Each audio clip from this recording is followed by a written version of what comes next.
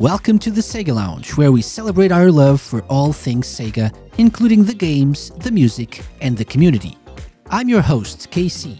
Join me as I talk to different guests and learn more about their projects and passion for Sega. Indeed. I don't know what happened, but welcome to the Sega Lounge. I heard just very, very fast, very loud typing just out of nowhere. Okay. Welcome to the Sega Lounge, where we type loudly. Yes. Just like, I'm just going to get something in very, very quickly before we start. Oh, no. Caught in the act. So as you can tell by the loud typing and the giggling, I'm not alone this week. Welcome to episode 232 of the Sega Lounge. This is our Sage 2024 special, and I am joined by some good friends. Hello, everyone. So from my left, right? So from whatever direction you want to say, we have Lime reversed. Hello, Lime. Hello. Hello.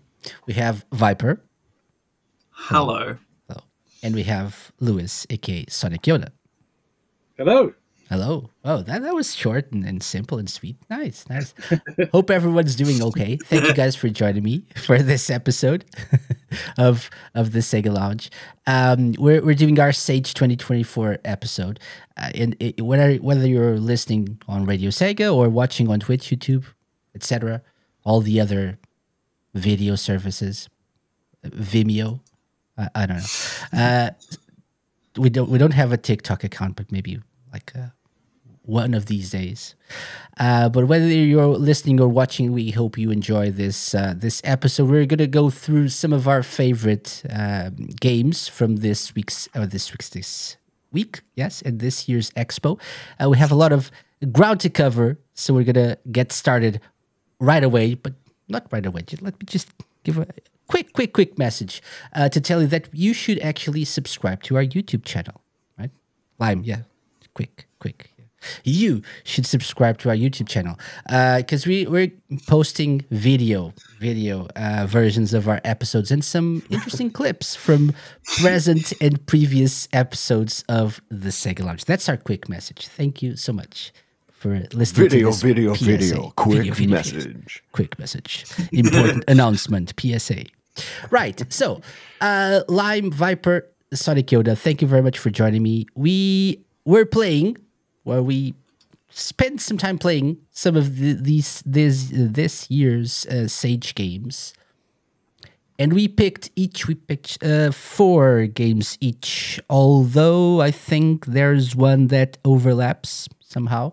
We'll talk about that. So I'm guessing we're gonna spend a little bit more time on that one. But it's like 15 games, all in all, that we picked to highlight. A lot of games.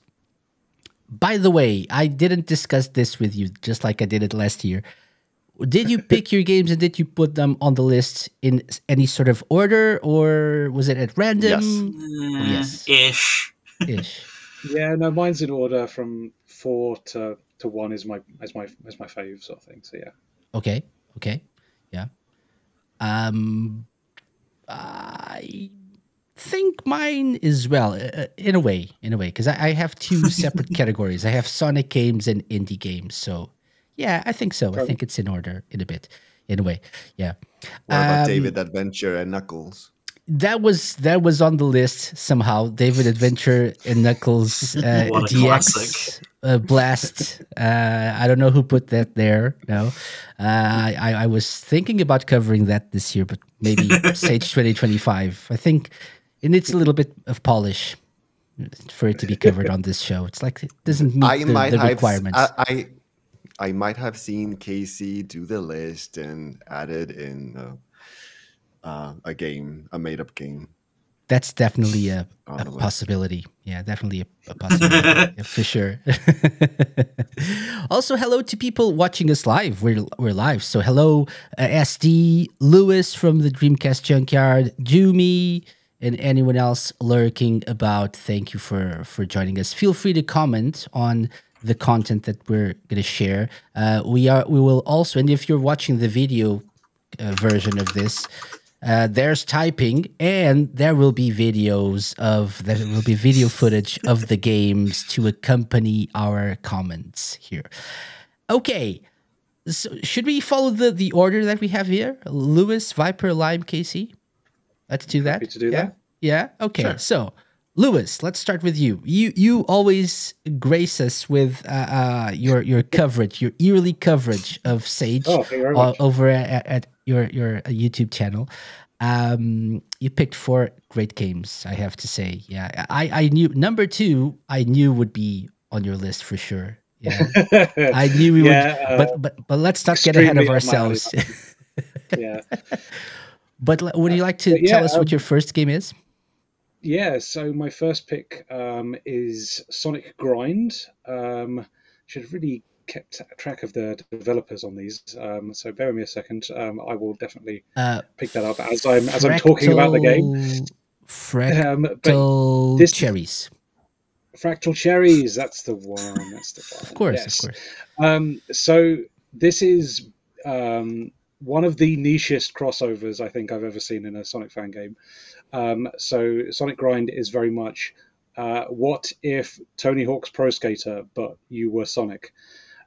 So yeah, it's quite simplistic in the setup. It's WASD controls to move around, and then everything else is done with the spacebar. So jumping, rolling, tricking, grinding, it's all just done by the spacebar. You can also hand plant at the top of ramps and things like that. Yeah, it's a little finicky with the keyboard controls. I think we would have all preferred to be able to play this with a controller, but that's not to say that won't happen in the future. So room for improvement at least. And at the moment, it's only the single map, but it's a good stage to muck around in. And yeah, you can, once you get to grip with the controls, you can really start to link together lots of long combos. But yeah, it's just a really unique setup. I'm surprised that nobody else has tried this before. And the execution just is spot on, even just using the advanced, sprite set. It works really well for the sort of low poly look that they're going for with the very low texture quality. It definitely thematically looks nice together. I was just really surprised with this one. I had a lot of fun with it. It's got a nice selection of missions to go through, very much like a classic mode in a Tony Hawk's Pro Skater game. And when you complete them all, you unlock a secret character. So there is incentive to at least try and play the demo to its completion. But yeah, really impressed with this. Had a lot of fun with it, and yeah, spent an inordinate amount of time with it, considering it's such a short little demo. So that was a good sign that it was definitely doing something that was really appealing. I will have a full review of this up on Sega Driven tomorrow morning at 10 o'clock. So if you want to watch the video, please do. But yeah, that's my fourth pick. Excellent. Have any of you guys tried this one?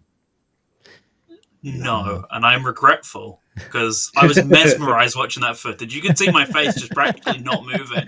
That's like everything I want. Sonic and Tony Hawk, sign me up. Yeah, it looks like fun. Definitely. Yeah, definitely a lot of fun. I tried it. I failed miserably because keyboards, yeah, I think fingers. We all had the same problem last year, didn't we, with that Knights fan game where it was just like, come on, just give us some controller support. It would just set this off so much better. And yeah, like I think that's the main improvement on this one. It would be nice to have controller support in a future release. But it's understandable. It's just one stage, and it's really early into development. Absolutely. And they say coming soon, more stages, more characters, controller support. So I really hope that happens. So yeah, I'm really excited to see where that one goes for sure. Yeah, for sure. It's definitely a game for me as well. Like it has that advanced style. The graphics are like advanced style. The animations are amazing. The tricking, yeah. If only I could control this better, I would have added this to my list as well for sure. But I don't think it would be fair to just say, yeah, this was great, but I don't like the controls. Although I'm going to do that later, but it's okay. Okay, so Sonic Grind, one to check out for sure.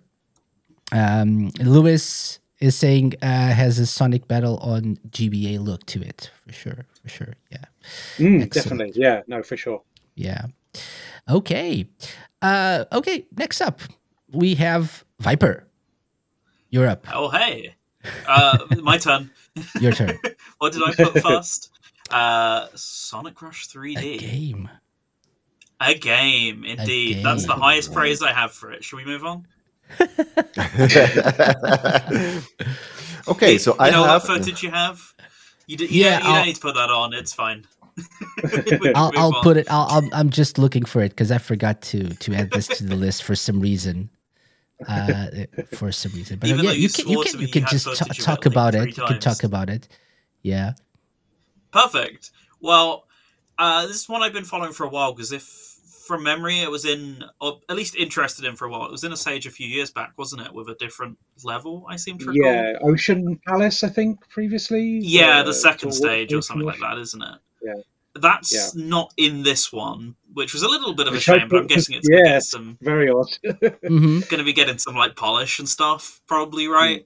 Because the level that's in here is about 5 minutes long, which blew me away, first of all, because I'm so used to short boost levels now in Sonic games now, thanks to like Forces and Frontiers all being like sub 2 minutes. So I was shocked. I think I spent about 6 minutes my first run through of Leaf Storm is the stage, by the way. I just remembered it.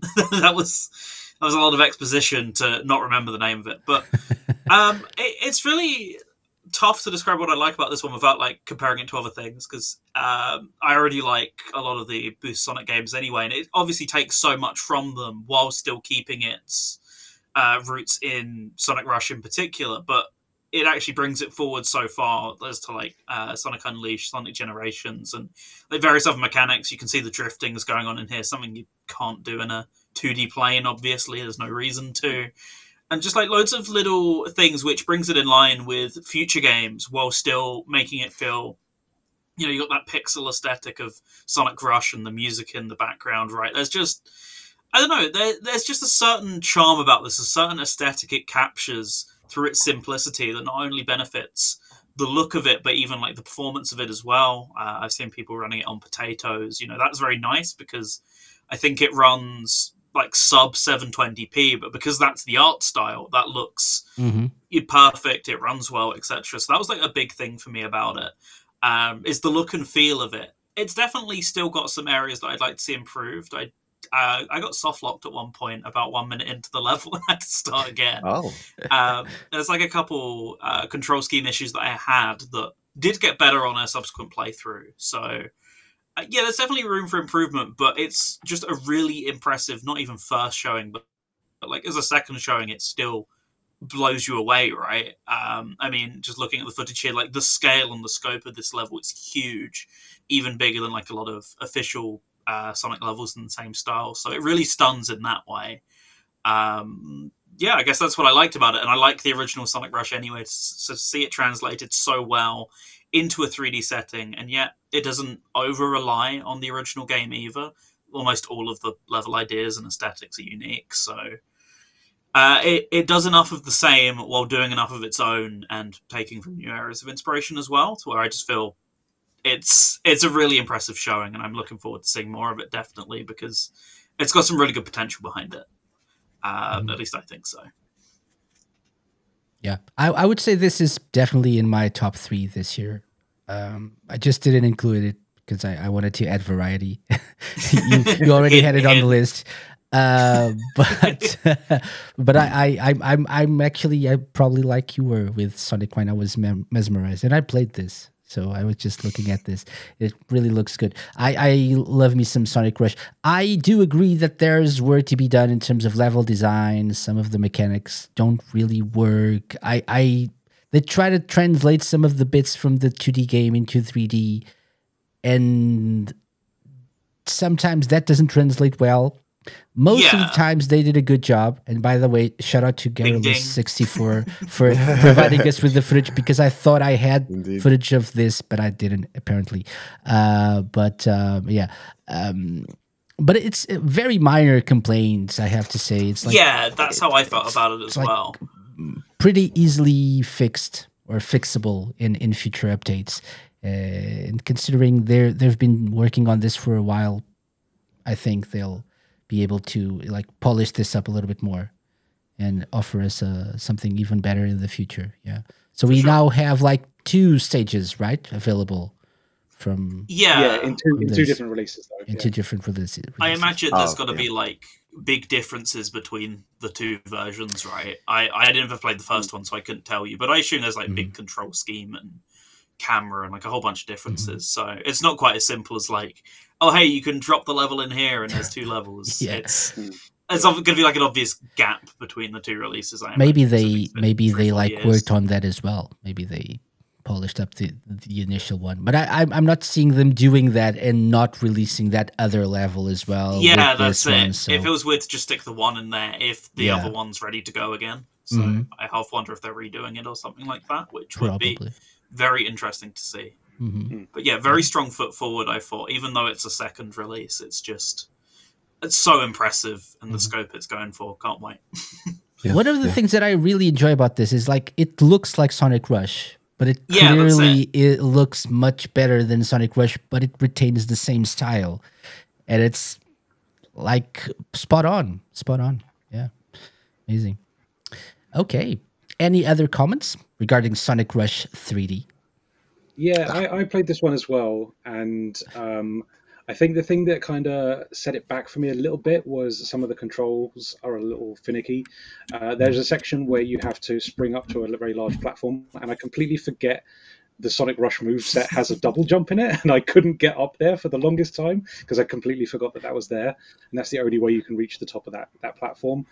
And the other thing that really got on my nerves a bit was the sliding, unfortunately, does not play well in this. There's a section where you have to go under a low ceiling, and every single time I couldn't get the slide to work, and I ended up just sort of having to stop and use the spin dash instead. So I feel like the sliding could be tweaked ever so slightly. That was the thing. I was just a bit like little disappointed with some of the control sort of niggles there, but honestly, it is a really impressive development, and I do want to continue to see that in future releases because, it looks the part, like you all say. Like it is very much, they've nailed the Rush look in a 3D space, and giving you a nice big widescreen layout instead of a boxy little 4:3 DS screen. So it's really well done in that regard. But it's definitely something about the control with it just didn't quite sit with me, unfortunately. My first playthrough, I don't know if you got ranked at the end of your first playthrough, guys. Oh, did you also get an Eggman rank? Yes. Yes. I was like, oh, wow, I played that bad.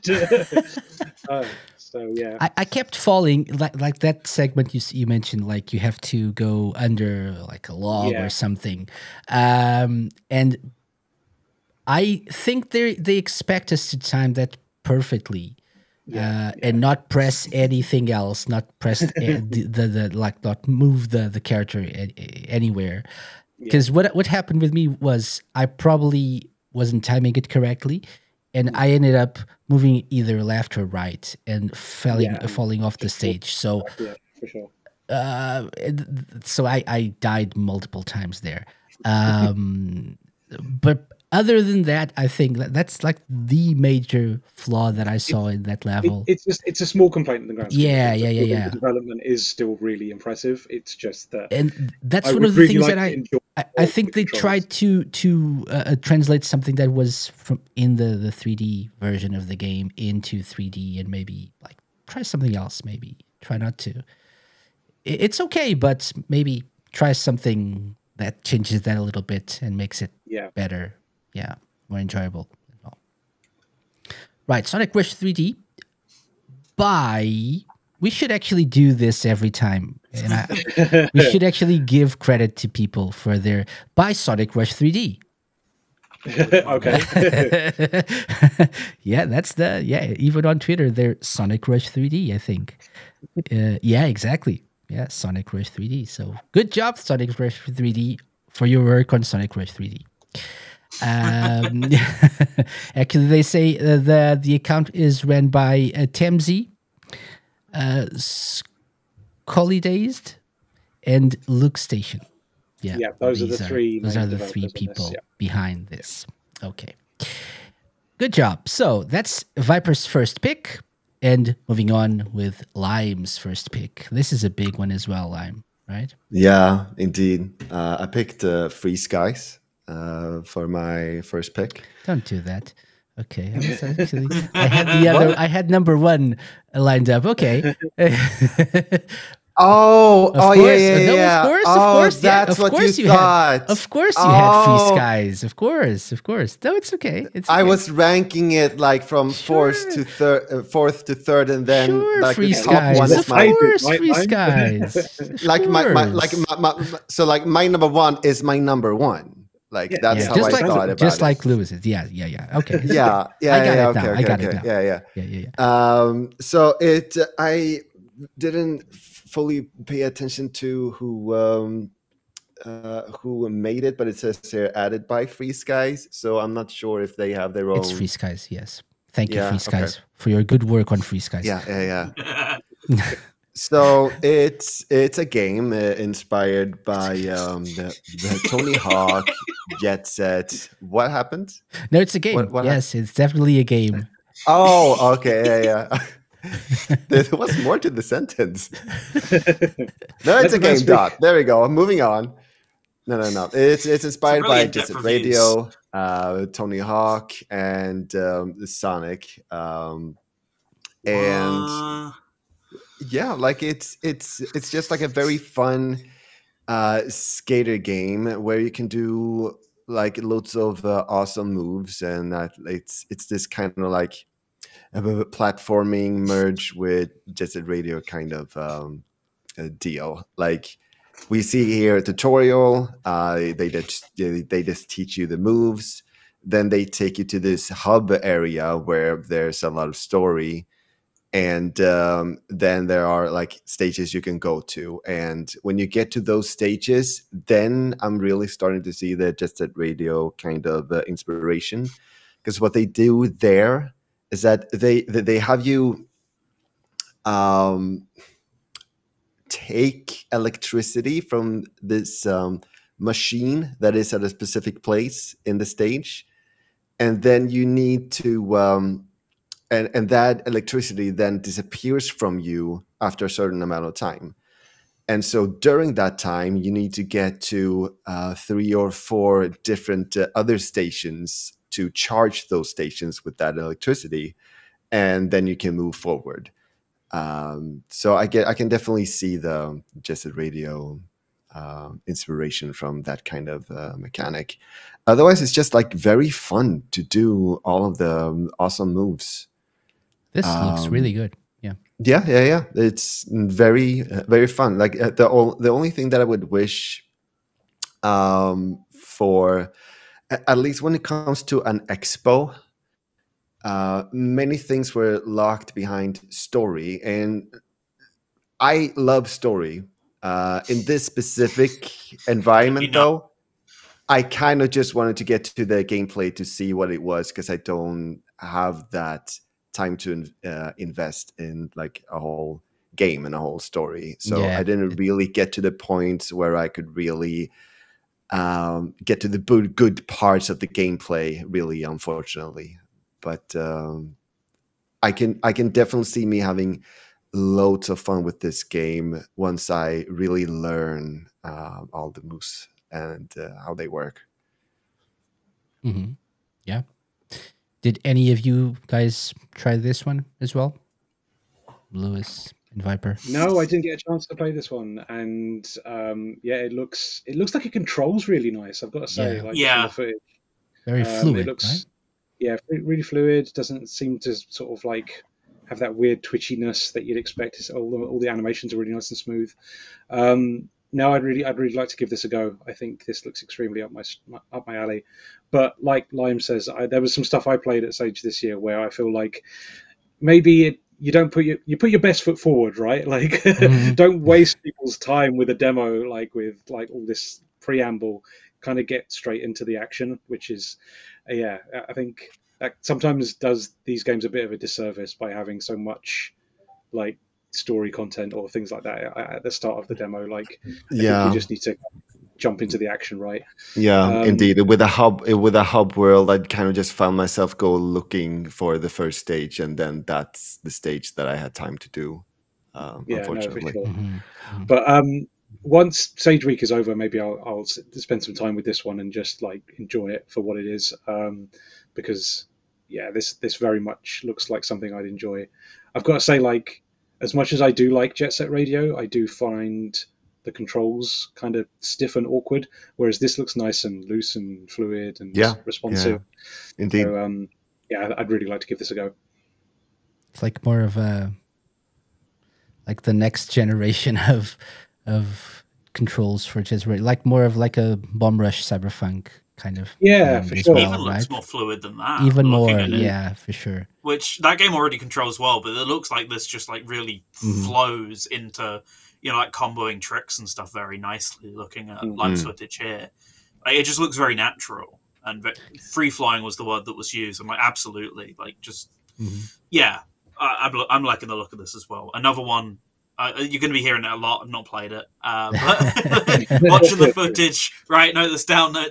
Getting to this tomorrow or whatever. Yeah, I mean, this is triggering something in me. I'm watching this. I haven't played it either, but just watching this is giving me a lot of joy. yeah. It is very fun. Like, some of the moves I have really like, especially this. What's it called? U thingy. I forget the word. Half pipe. There we go. Yeah. I did have trouble like really fully figuring out how it really works. Okay. I thought you were just having fun. Yeah, like there is something to that, and there was something I was trying to figure out. Like, okay, how does this really work? Like, there was something with that I didn't fully figure out, but you know that comes with time, that sort of thing. So, but Resident SE was asking, who's this dodgy streamer that you're using for footage here? Oh my gosh. Twitch.tv/live-reversed. Lewis was mentioning the lack of color would benefit from more color. I think it depends on the levels, right? So yeah, like this one, I really liked the look of this. That sewer section was a little bit more like less vibrant, but this looks really nice as well. I like the style as well. Here I was thinking he was having fun with the half pipes, and he was just stuck. I was having fun too. Okay. Like, don't take that away. Not just having fun; you're also like trying to figure out the controls. Yeah. Okay. Okay, excellent. So this was a good shout. Free Skies by Free Skies. By Ahmed T, Abdul Nosirum, Ana Villegas, Lee Hart, Macabra Azurin, Theobald the Bird, who is the world's best playtester, apparently. These are the credits on their game page. Okay. Thank you, Lime, for your first highlight. Or should I say last? It's number 4. Okay. Next up, myself. So I'm gonna. I had a hard time here because the games that I wanted to highlight were already on most people's lists. Like my top 3 probably was. You all had the games on your lists. So I went with I went with games that weren't on your lists to try to diversify a little bit. But I want to mention this. People are going crazy. Wait, let me just... Okay. People are going crazy about this particular game online for some reason. Sonic Ultra Saturn. Which I do understand based on visuals alone. So this is a game that looks really, really good. Even this intro video, which is like part Sonic CD, part OVA, is really, really cool. But of course, we want to check out the levels themselves, and it really looks awesome. It's like the idea here is obviously, what if we had a 2D Sonic game on the Sega Saturn, like an original one? And also, what if the person playing it sucked at games? That's also what the Perfect. footage. Also, what the question that this footage answers as well. However, not just what if the person sucks at games, but also what if the level design is not as great as the visuals? Because what happens here is, and you can say it's lack of skill, which I would totally agree with, but also the placement of enemies, the placement of like bottomless pits and like traps is not the best in terms of like, you clearly expect us to just like speed up through a section of the level, and then something happens. You don't even Case in point, see that. exactly, something happens. I don't even know what I hit there. Maybe it was like one of the fireballs from that Batnik or something. And so it gets really confusing at times of what you're expected to do, what they expect you to do with the level design. If like this, I'm trying to gain momentum. If I just go a little bit to the right, I'll fall into that like lava pit. So those design decisions are something that baffles me a little bit. But I'm not going to take away from the amazing work done on this game. It like in terms of visuals, in terms of art style, it really looks amazing. Sonic looks amazing. The animations, the sprites. See. Why? SD just had a stinger comment. Not sure if it's fair that Dimps entered the game at Sage. Yeah. So yeah, it really looks good. I wanted to highlight as well, moving on from this, the 3D sections. So I'm just gonna try to. So this is a boss fight. So I spent a really long time figuring out how to beat this boss. There's no explanation and there is no real logic. So what you're supposed to do is somehow try to attract like Eggman's attacks in the direction of the stones or whatever these are, and they will reflect those attacks onto Eggman and hit. But this, I don't know how much time I spent like trying to figure that 7 out. minutes. No, because this, I think the 7 minutes come from the earlier part of the. Or maybe not, or maybe not. For dramatic effect, it's far funnier to say that it took 7 minutes, right? 10 minutes. No, so maybe long. you're right. No, yeah. It's part of the I'm stage. wrong. Yeah, it's part of the. I'm so wrong. Yeah. But it could be, because probably all in all, that happened at some point, like between 2 or 3 tries. So I don't want to take away from how amazing this looks, but really, this is something that I noticed, this year in some of the Sonic fan games that I tried. They looked good, or the concept was good, but they were lacking in terms of level design. Which I mean, there are fan games, so we can't be too harsh on the one person who's working on this, or like the 2 or 3 people who are working on this in their free time. But I do feel like most of these games would benefit from like some polish in terms of level design. Yeah, and also, if I may add to that, the tutorial and what to do and how to use things, because I definitely felt like when they came to games, like I'm sure that like it seems like a very good idea on paper, the games that I were playing, but they didn't really communicate that to me in a way that I understood really what to do or what it was about or when to do what. Like there was this game that focused on like momentum based Sonic gameplay, which is like, oh hey, you could do this, you could do that, you could do this, but then I don't know, like it might just be me who just didn't really get it, but I didn't really get the hang of it because I didn't like really get the hang of what to do or when to do what, or if what I did really worked or if I just got through the tutorial, not really understanding what I was doing, which is like, then I'm not really getting the point of the game, unfortunately. And yeah.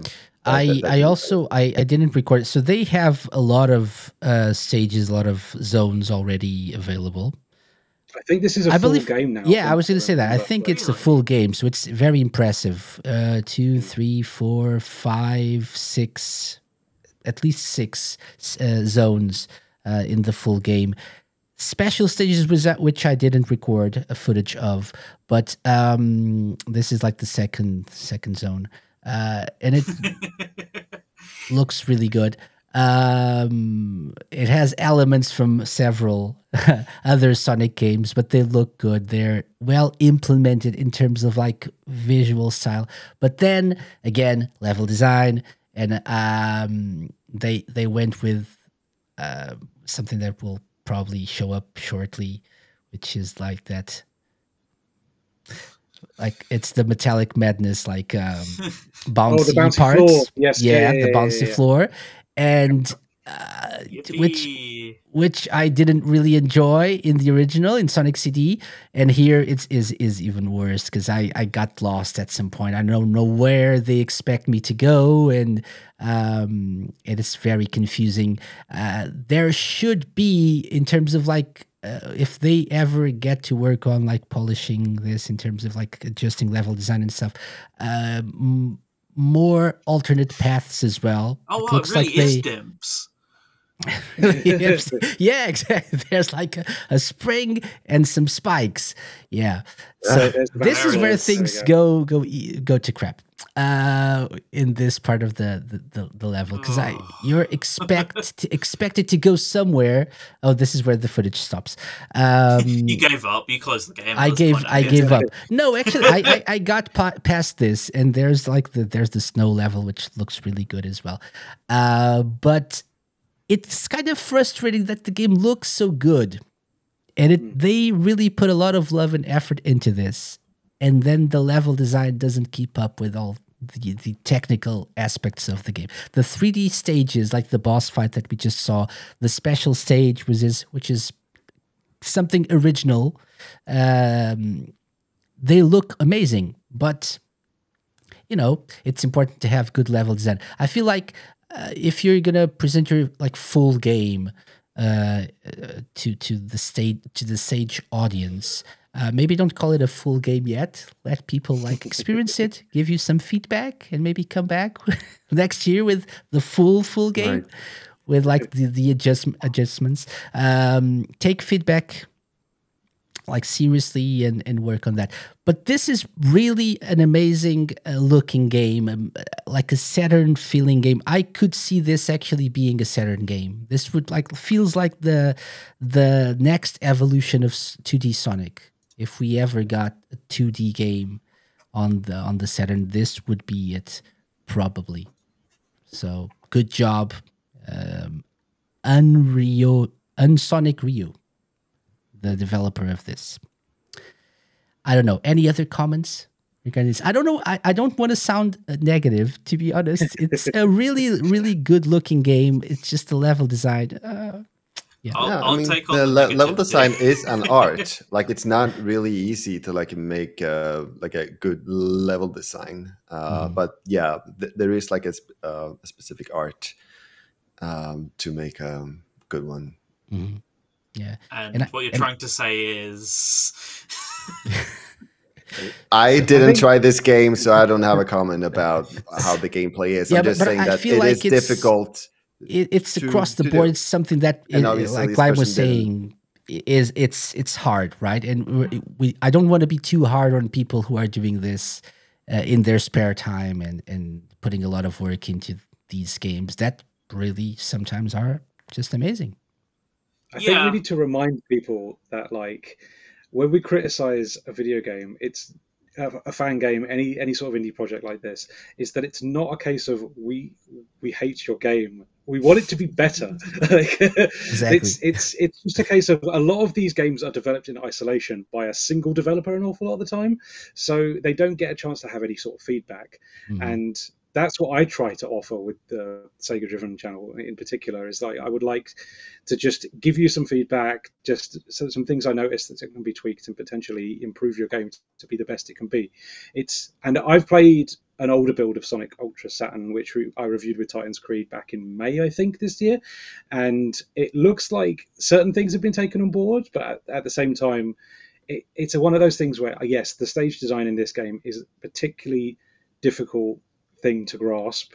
It does want you to sort of run backwards and forwards a lot, almost like a Knuckles Chaotix style stage. But I feel like they could improve the pathing through the stages so much easier if they just even added like trails of rings that sort of guide you in the direction it wants you to go. Right. Because a lot of the time you get into these large open spaces, especially in that stage with the springy floor, and it's just, where do I go? Where do I go? It's not clear. There's all these just random, like, sort of treadmills hanging around in the air, and there's no clear pathing as to where the stage wants to take you. And it would be just so simple, like maybe just having some springs that launch you in a certain direction. That's where you want to go next. Some, like I say, some lines of rings, like shape them like a big arrow if you want, like just stuff like This that. way. Yeah, it's simple things. Lose that like the dead ends or something, like, because in this particular section, like you were saying, there's the bouncy floor, and then you have other sections of bouncy floor above, and maybe you think, okay, so if I go to the left and I go in the direction of that other bouncy floor, maybe that's the way. But then you get to a dead end. No, it's not this way. Let's go to the right. No, there are spikes and you can't move forward. So where should I go? Something to indicate, or lose the alternate dead ends, or indicate this is where you should go. Like, there's a reward here. Come here or something. Because I'm not saying that going in different directions in a Sonic game is a bad thing. If anything, we should be trying to push people to get out of the mindset of pushing right all the time. I think that's a good thing. But at the same time, if you're going to do that where it doubles back on itself, or there's more verticality to the stage, then you do need to guide players. Otherwise, they're going to get lost. Because the instinct with all Sonic games is push right, especially 2D ones. You're going right. The end of the stage is at the right. And in Sonic Ultra Saturn, it is often not the case that is where the end of the stage is. Or if it is, the path there is a lot more convoluted. Yeah. So, it needs to have better signposting, I think, is the issue with Sonic Ultra Saturn. But like you say, incredible looking game. I think there's something really good in there, but at the moment it's not quite gelling.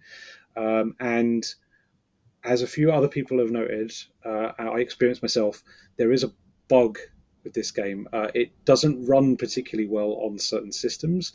I've seen in the comments on the page on Sage that this is due to them including a specific object that plagued early builds of Spark the Electric Jester as well. The joypad object, I think. I read something about it.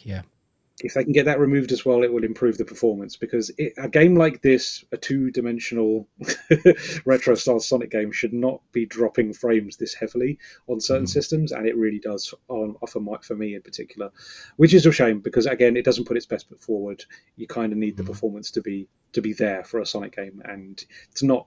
I mean, depending on your build, you might be okay. I can clearly see that Casey's build is running that game quite nice, but for myself, wasn't having a great time, and for some other people as well, they're not also having not a great time with it.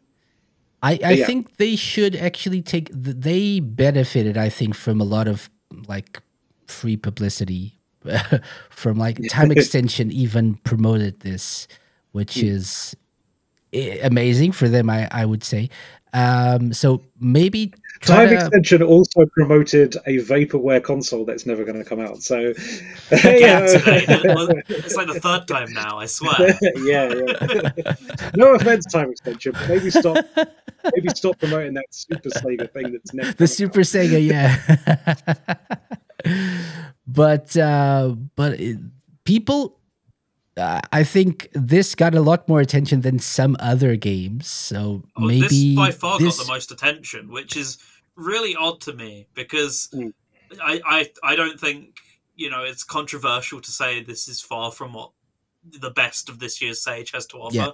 I think there's a lot more impressive, honestly, than this. This feels like something very much that you could have seen in any Sage from like the last 10 years. Like, I feel like this could have come out in 2012 Sage, and I wouldn't be like, oh my goodness, this is groundbreaking compared to some of the stuff we're seeing, you know. But a Sonic game for the Saturn is still a nerve that a lot of people get touched all the time. You know, people still want to see that. So absolutely, it's probably maybe it's like right? It's for the clicks, maybe. Yeah, it's like for the Saturn audience.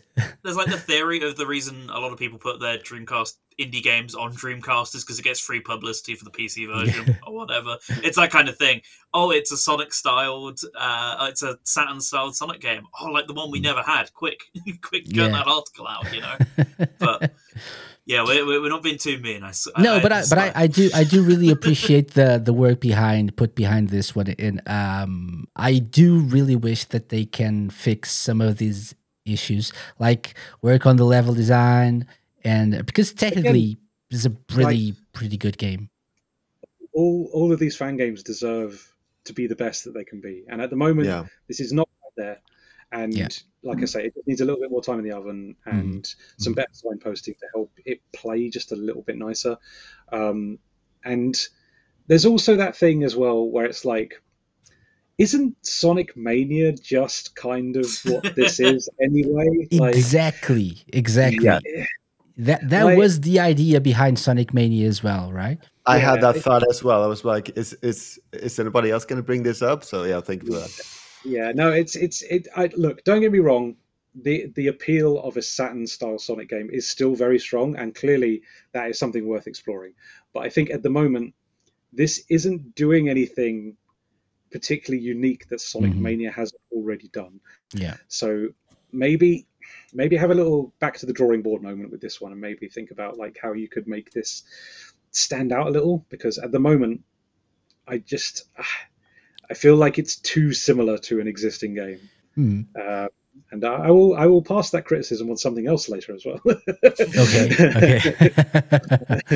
Okay. And talking about game design, like overall, I feel it's important to reward the gamer for what you want the gamer to do, rather than what some games can do, like rather punish you for it. Like even Sonic Team has done this mistake where, you know, it's a Sonic game, you kind of want to go fast, but then they kind of put the spikes so then you get hurt because you weren't able to react to that because you were going fast. You know what you want to do in a game like that, and so you kind of get punished for it. And things like that is solved like really simply. Like instead of putting spikes on or an enemy so that you get hurt, you can put a spring there so you get bounced back or something. Like if you want to add something, like it's not as much of a punishment if you don't get hurt, just like thrown back, just like simple things like that, like reward the gamer for what you want them to do. Like, and if you want the gamer to explore, don't put dead ends, put some rewards into those dead ends in that case. If you want the gamer to explore, if you don't want them to explore, then, you know, just cut those dead ends out. Like, it's a tale as old as time, isn't it? Like you get into that developer difficulty. Like a lot of old NES games are like that in particular, where they're just like so difficult because they were created in isolation with no testers, no feedback, and they get to a point where it's like the developer can play them really well, but then when the regular public has to play them, it's like, how on earth am I supposed to cope with the difficulty? And I feel like Sonic Ultra Saturn has a very similar thing. It's been created in isolation by one person, and they haven't had that feedback. They haven't had testers involved in the process to say, maybe this is a little unfair, you know, tweak that and make the stage flow a little nicer, you know. Like you say, reward exploration. Hopefully this is the motivation, gives them the motivation they need to actually work on that a little bit longer and come back stronger with a more polished product next year or something. Hopefully. Indeed. Yeah. We're not trashing any games. We're trying to lift them up. That's what this is about. Absolutely. Yeah, for sure. Except for Viper. Yeah. Oh, yeah. Wow. Why? I was just looking at his face like... He hadn't said anything, so clearly he's brewing here. He's not here to lift anyone up. See, what I'm more thinking is that we're a quarter of the way through this list and we're an hour in, so I'm looking forward to the long haul here. That's a good segue. That's a good segue. It's fine. I'll zip through this one. Don't you worry about it. There we go. So next up, Lewis. Yeah, so this is my number 3, Casey, not my number 2. All right? Yeah, get this correct. Yeah. So okay, I'm right? Yeah. Here we go. Tech Pack Collection. Yeah. Right. Okay. This is an indie game. I love this. This is very unique in that it is riffing on an awful lot of old school 80s Namco arcade games, things like Mappy, things like Pac-Land, and yeah, it's 5 mini games in one. They're all developed like old school 80s arcade games that never existed. So it's got a bit of that sort of retro game challenge thing, like on the DS, or the upcoming UFO 50 on PC, where they're very much supposed to evoke a style and feeling of a game of yesteryear, but it is an entirely newly developed game. But yeah, there's 5 games in here. Just really, really well created. They do feel genuine. They do feel like old classic 80s Namco arcade games. But yeah, they're just really well developed. And Namco nostalgia is something that doesn't really hit the mainstream too heavily in a strange way. Like, I know that obviously Pac-Man has its fans, and that seems to be the thing that Namco really riff on quite a lot. But stuff like Gallagher and Pac-Land and like I say, Mappy and things like that are just maybe not given as much time in the sun. And this game really seems to like evoke a lot of that classic Namco energy. Yeah, I was really, really impressed with this. I think it's a cool little idea, and I like the fact that they went for an original indie idea as well, because they are actually going to sell this on Steam as well. This game in particular, the Tech Pack Adventure, which is a lot more like Pac-Land, but you've got this sort of like fast running, you can run up walls and things like that. It's just a really, really well developed game, and the fact that it's only one game in a collection of 5, like that's crazy. Like, very generous offering with this one, and I think if you haven't given this one a go, I would highly recommend it, because it's just different. You don't see much Namco nostalgia out there, and I was really impressed to see something like this really celebrating that old school Namco arcade energy, but doing something new and indie, so it can be sold as its own individual product and not as a fan game. Mm-hmm. If I was being honest, this would have been my number 4, actually. Oh yeah, this is right up my alley. Yeah, for sure. There you go. Sure. I actually, when I saw this, because I was trying to looking at games to try, and this one caught my eye because I said, "Oh, is this like something based off real games from the past that I don't know about?" And when I saw that this was like all fan made, but looked so like genuine, looked like so much like the classic arcadey type games. This is amazing. Yeah, this is really up my alley. Sega Driven is not included in the game, unfortunately. You can watch the video on their YouTube channel. Sega Driven sold separately. Yeah, exactly. Batteries included, but not Sega Driven. Yeah, so Tech Pack Collection, definitely something to check out. Really enjoyed this one as well. Like Lewis was saying, not this Lewis, but the Dreamcast Junkyard Lewis. Ooh, looks neat. Good stuff. Check it out if you like the look of it, because I think you'll be highly rewarded. Mm-hmm, mm-hmm. Okay, excellent. So that's Lewis's number 2/3. Coming up next, I don't know. Now I'm scared. Is it your number 2? Your number 3, Viper? Let's go with number 3. No, let's not. Let's go with number 2. Let's keep it easy. And I say easy because, to be honest, I put this at number 2 because I hoped I'd speak about it after Lime, but we'll go with it anyway. So I'm gonna go with this. So Lime will probably be able to.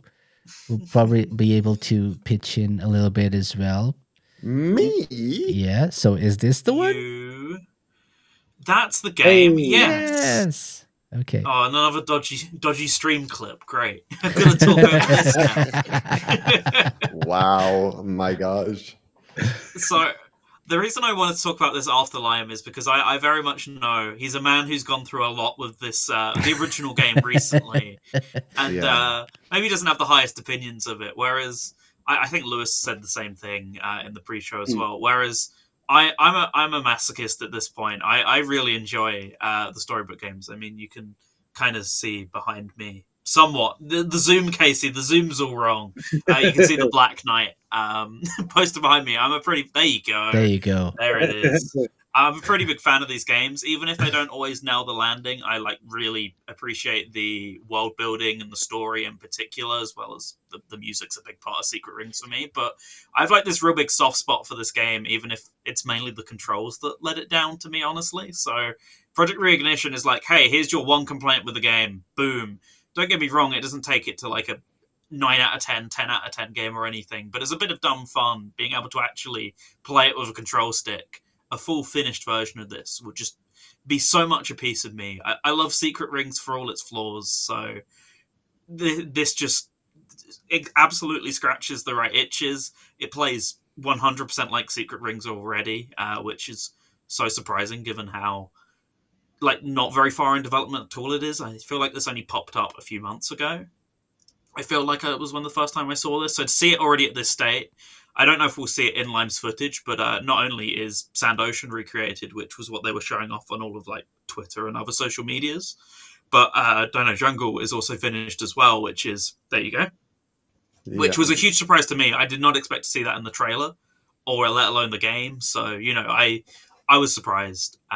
It really just is Secret Rings with better controls. Don't get me wrong, there's still some slight issues with the it's controls. It's still a bit on rails as well, and run a bit. Yeah, but a little less so, because you can there's a power up that you get that makes you auto run. So you don't even auto run from the start like you do in the game. So that way it's less of on rails. Now it's a little bit more if you hold forward, then you walk forward, which gives you a little bit more control.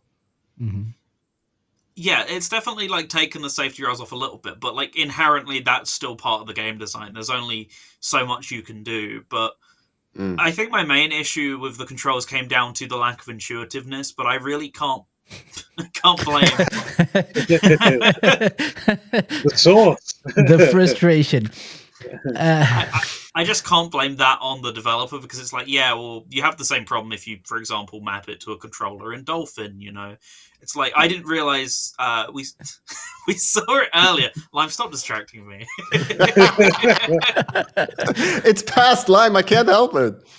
But we saw in Lime's footage earlier him the pot going upwards. That's a sentence I never thought I would use. But, the flying pot with wings. Yeah.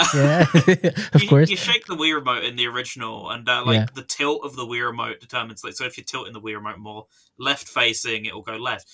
To do that in this, you just spam the B button, which I never would have guessed in a million years it was the B button. So first time I encountered one, I was pressing everything. I was pressing all the triggers and everything. I was like, what on earth makes this go up? The jump button's not doing it. It's the B button.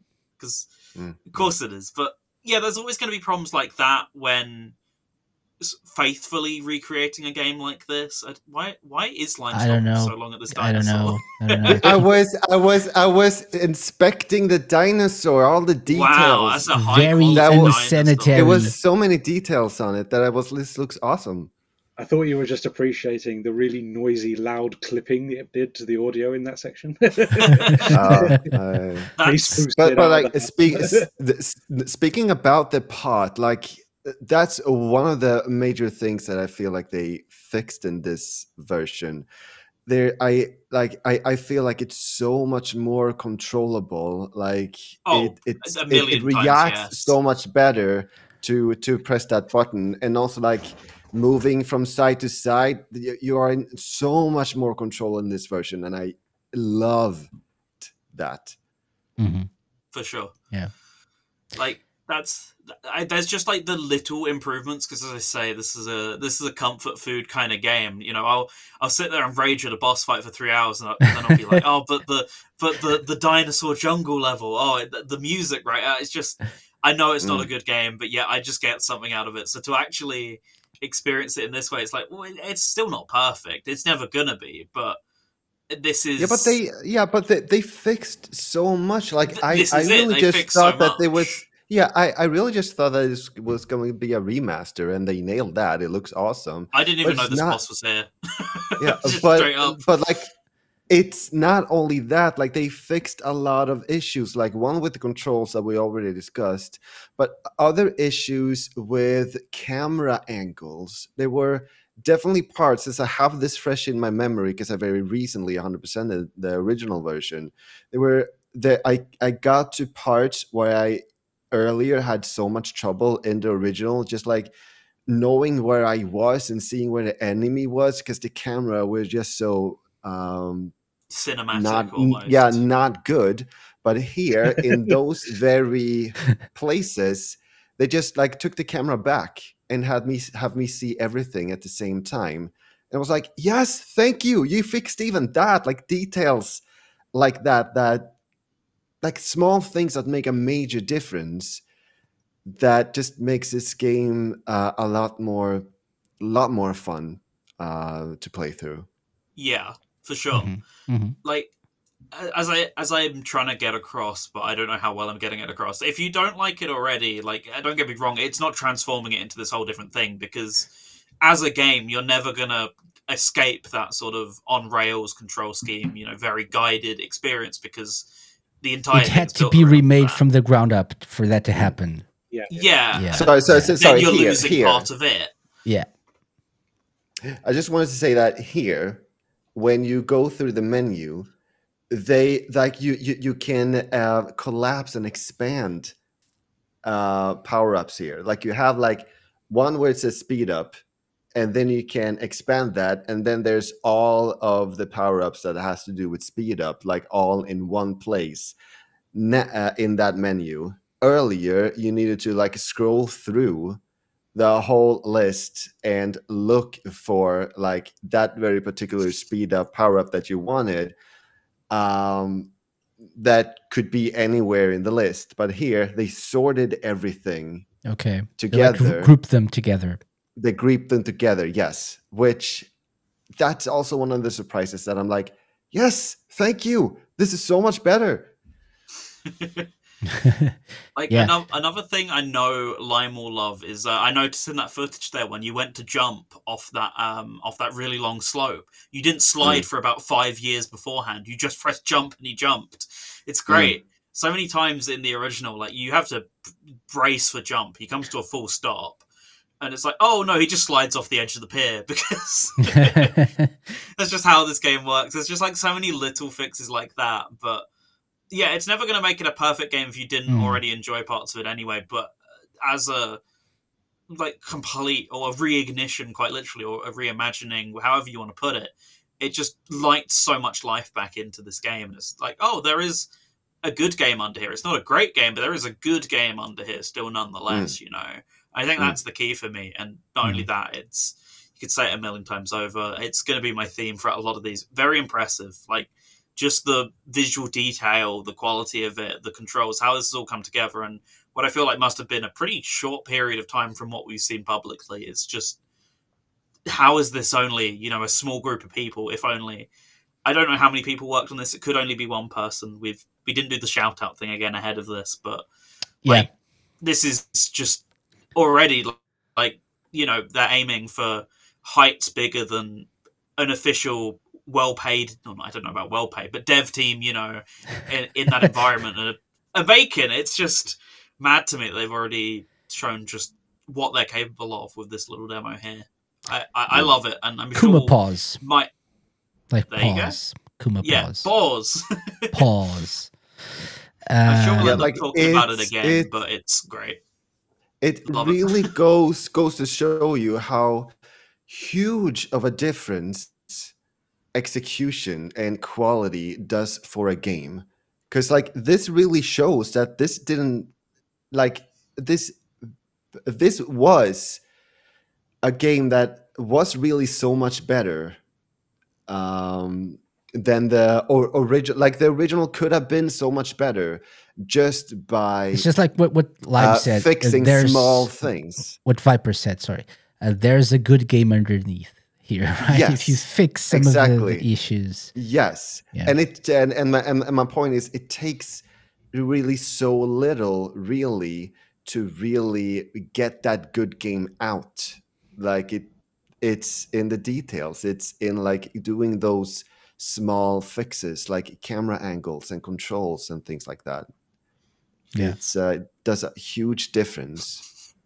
I will say I have one complaint, and that is that the egg mission is not in Dinosaur Jungle. I really want to watch Lime play the egg mission in this stage. I'm so sad. Why specifically me? Did you not get stuck on? I mean, I didn't watch your playthrough, unfortunately, but surely you got stuck on the egg mission in this stage for like 5 hours, like the rest of us, right? Me? You're a great gamer, but He's a pro player. The reason why I'm asking is that is definitely one of my least favorite missions. Like, and I don't think it's here, to my knowledge, right? That's why I bring it up. Yeah, there is an egg mission where you're supposed to destroy the eggs, but not the one that I think you're talking about. Where Yeah, you're the one where you have find to the eggs the and put them in the nests. Yeah. Oh, I remember that. Yeah, I remember that. Yeah, okay. I don't know. Are you proud? Are you like, I don't know. This is the end of the footage. It ends like this. This is where it ends.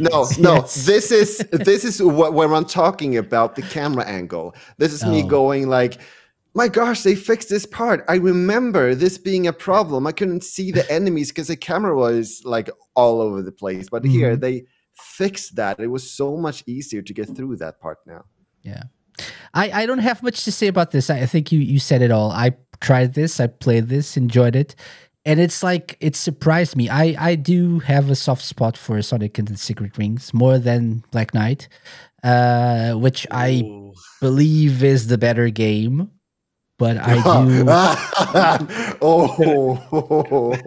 I don't know if that says much about the game or not. But I think Black Knight is slightly better. Maybe no. Oh, it's definitely better. I don't know. I don't know if I'm liking these opinions. I don't know if I'm liking Lime's face right now. But it's still fresh. It's still fresh. It's a fresh wound. I know. I can say this. On paper, the game is absolutely amazing. It is very much fun. Playing through the story. I'm sorry. Yes, it is very fun to like, especially when you do the move where you do the homing attack and just slash through several enemies at the same time. So satisfying to do. 100%ing the game is the worst gaming experience that I've ever had, and I am not even exaggerating when I'm saying this. I felt like my very soul. Yeah, that sounds like you. That's on you. That's suffocating. You're not supposed to do that. When I played through the game and trying to 100% it. This is what confuses me here. Just oh my! Remember that you did that to yourself. Horrible. Yes, I know, but that doesn't take away that experience is something that they made for people like me. Like, they didn't have to artificially prolong the game, but just having you repeat the same stage over and over and over again 10 times in order to get all the follows. There's just like for each stage as well. No, please stop. It is a horrible experience. I was suffocating. Okay, so we're getting sidetracked. I feel your pain. We're going to talk about this some other time. So I was just going to mention that I do have some nostalgia for Secret Rings, more so than Black Knight.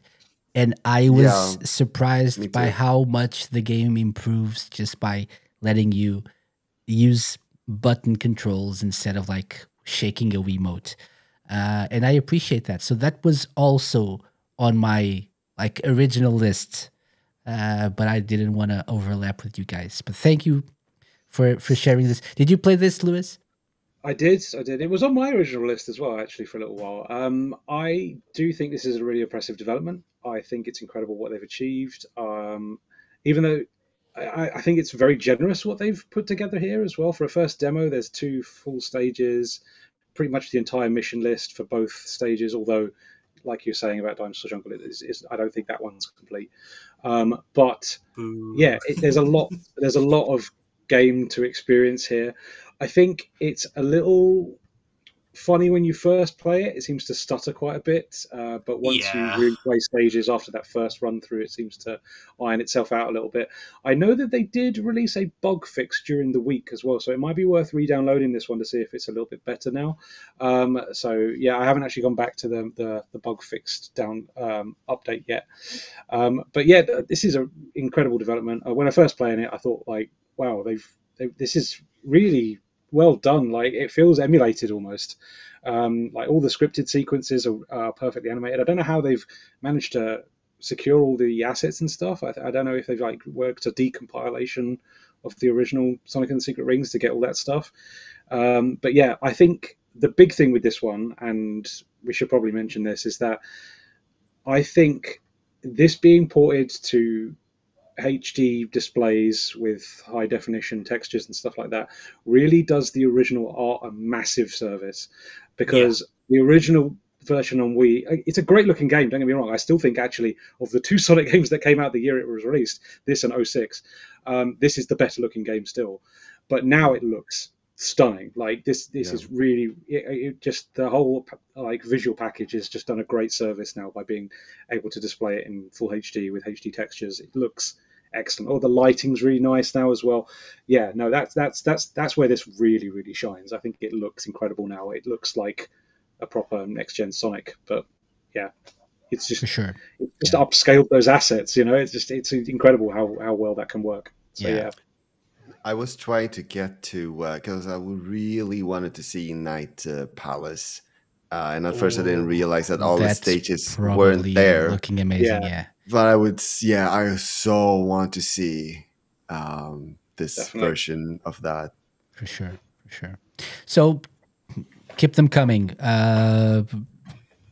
Whatever. Akuma Pause. Oh, and also like whoever did that, please do Sonic and the Black Knight and give me that amazing experience that I've been longing for. It doesn't need That's it. the best pun I could come up with. It's already a perfect game. Oh, no. The homing attack doesn't even work in the legacy stages. I have footage. It is same off again. We're getting sidetracked, but there's a reason why I have a YouTube channel up on that is called "I'm Yell at the Game" for an hour. We'll be right back after this. After a word from our sponsors. So Project Reignition deserved more time in the spotlight because both of you, Lime and Viper, added that to your list. Lime, it was your number one. So, yep. And we already covered that. So, spoilers.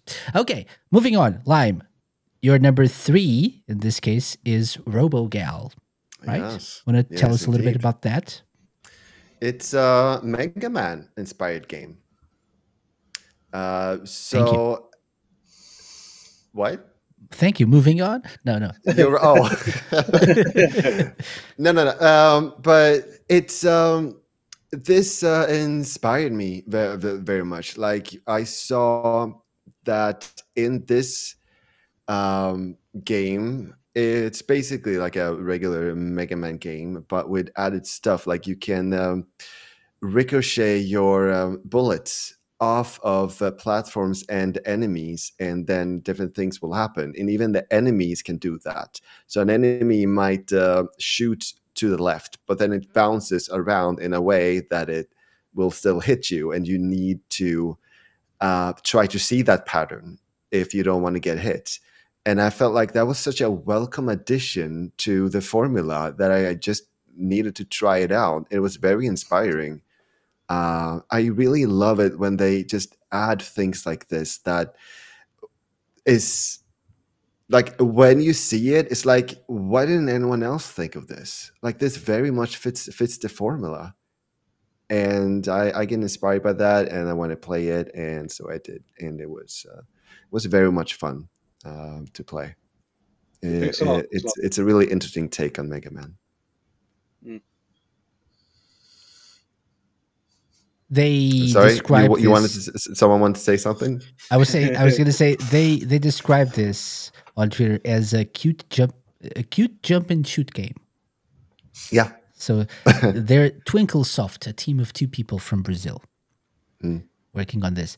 It looks really cute indeed. Does it play It well is. as well? I didn't play It this. plays very well. It controls very well. It's very tight when it comes to controls. It's like I really have no complaints. Like the difficulty is what you would expect from an early Mega Man game as well, which puts the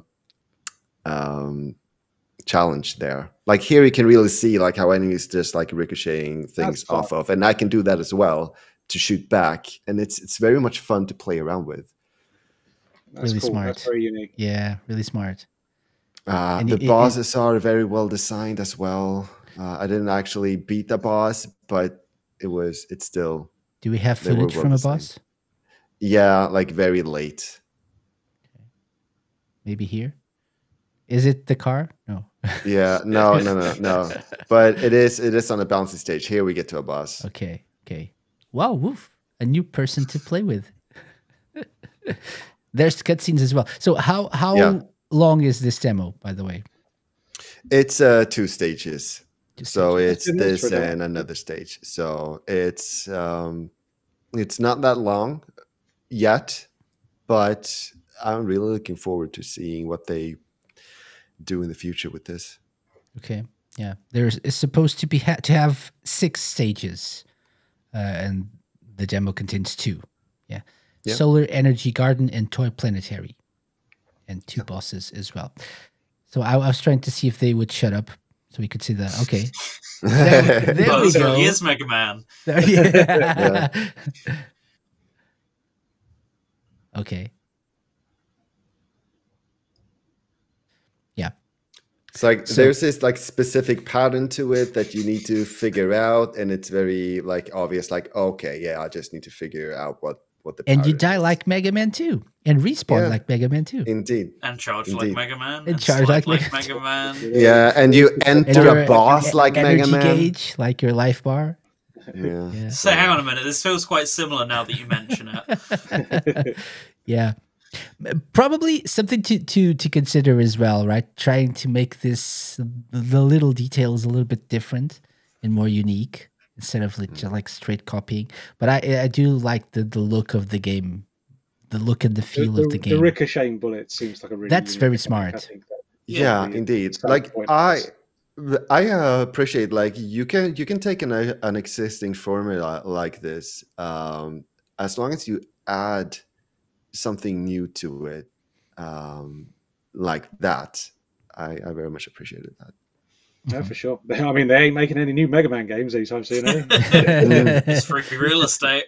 I was, I guess, a little bit confused about seeing a Mega Man game on a Sonic Amateur Game Expo. Like, I'm not sure Sage where is- the line is drawn when it comes to what games get there. Sage has always Yeah. been very open to indie games and other fan games from different franchises, and I think that's good. I think it's important to be welcoming because, I mean, you know, it's what's the phrase? Right? It's like all ships, right? The rising tide. Yeah. You know what I'm Yeah. talking about, right? Like it's worth having everybody under one banner because at this point, just celebrating Sonic fan games, I think is all well and good, but at the same time, I think we do need to be pushing developers to make independent projects and your original games because that's surely the end goal, right? A fan game should always be your first attempt at coding, something that gets you used to making things, and then you move on to a project which is original, where you can actually sell it and actually be reimbursed for all the hard work you're doing. Because as a fan game, you can't actually do that. You know, you can't sell other people's IP. So yeah, I just think it is the natural evolution, you know, fan game to indie game. So I'm glad that the scope of the show is always welcoming to everybody. I know, in the grand scheme of things, I don't think people really think of Sage as the Sonic Amateur Games Expo anymore. I think people call it Sage and just assume for that's sure. just an indie game. I mean, I Oh, yeah. absolutely agree with everything you just said. I guess like the confusion was just like in the name, and I started thinking about, okay, where is the limit drawn, and then why is it still called what it's called? Like, Yeah. I do think that, yeah, I mean, sure, like have it grow into something that is not just Sonic, that is absolutely awesome. Like the more the merrier. Maybe it's time to think about changing the name in that case. Yeah, I mean, I think this is why they just call it Sage. It's now. Sage. Yeah, I was gonna because say, it's It like a doesn't- well-established brand at this point, so Yeah, people know. this is it, Even right. even like as you saw, some people use this to promote the games that they're selling commercially on Steam. So it's pretty And much you a gotta think as well-established well, like- event. They can keep Sage Super Amateur Game Expo. People are not just amateurs; they are super amateurs. So Yeah. don't expect much. Yeah, maybe do people at the service. Okay, so that's RoboGal. Sage is the new MTV, says Resident SD, and also hello to Rafsig, who just joined us. Hello. Okay, so up next is one of mine. So let me preface this by saying this is Fearless, the year of Shadow the Hedgehog. So we had a couple of like Shadow inclusive projects this year. This one is one that I enjoyed my time with, Sonic Weaving in Time. So this is like a very interesting project with, again, Sonic Advance, Sonic Battle, like visuals. This is the tutorial area. Don't worry. I'm struggling because keyboard controls again are not my forte. I don't know if they had. I can't remember for this one if they have controller the controller option enabled or not, or if they had controller option but I wasn't able to like get my controller to work or map it correctly, or something happened. So I had to play using my keyboard, and so again, as per usual, I struggled a little bit with it, but it controls really well despite me using the controller here. I remember at some point I start using a controller. I was able to get my controller to work at some point, I think. Not here, but later. Text one appears a lot. Yeah, but this is the like the tutorial stage, and you have like the Shadow tutorial as well. They have different special moves. Let me just move onwards a little bit, like. And this is the actual game, the actual zones in the game. Oh, is that Sorry? motion blur? Yeah. Yeah, there's a lot of motion blur. A lot of motion blur. So it controls really well. It looks like a very boost focused game. It's probably like the best way to describe this is what if Sonic Advance was like a boost heavy game, was like a modern boost heavy Sonic game. So it kind of It's like reminds Sonic me Rush, safety. exactly. It kind of reminds me a little bit of Sonic Rush as well, including the fact that sometimes you're boosting, and then you run into like your boost meter runs out, your power meter in this case runs out, and then you hit a badnik, and you lose rings. You get hit a little bit like in Sonic Rush. So get good. That's what I. That's the moral of this story. But you actually learn to expect these things at some point. Probably my biggest complaint here, again, level design in some ways, but it doesn't really control that bad. Even using the keyboard, I was able to see what I mean. You're like moving forward, and there are some badniks, but you're expected to go fast. And okay, but I think they need to work on like the bottomless pits as well. You're expected to do some trick jumps when you get to a ramp. There are like those speed ramps. You're expected to press one of the buttons and like do some tricks, and those tricks boost you forward. Which is something that you learn after you die a couple of times, like I did, or not, and keep dying. So, a couple so or that's it. five. There we go. I learned. See, There we go. I learned. You shouldn't be putting pitfalls in your first stage. I think that's a bit of yeah. Never a good start. That's a very important lesson that no one learns. Yeah. But I don't think I recorded shadow footage here. No. Oh, Just the hub, 2 just the minutes hub worth. area, just the hub okay. area. No, because the first few stages are Sonic stages, and only after completing, I think, the 3 first stages, you get to the shadow parts, which I didn't record. You get a store as well. You get buy some skills as well with the points that you like the experience points that you collect throughout the game. And you can enable or disable the skills, so you get like some rewards, some boosts in your game, like a shield, or like you get an extra boost whenever you have like those trick ramps. So you can play with that a little bit as well. Yeah, so just wanted to mention this because I really love the advance / battle style of like graphics and like the sprite work. Shadow looks really good, by the way. Controls well, so I'm definitely interested in seeing what they like can do with this. Again, work on the level design a little bit more. But so JM Reborn, but this is one that I had a good time with, so I wanted to shout it out as well. I think that's the point here. These are enjoyable demos. They can do with some work, obviously, but if they're enjoyable, yeah, that's you're doing something right. So keep it up. Yeah, and there's a lot of content in this demo as well.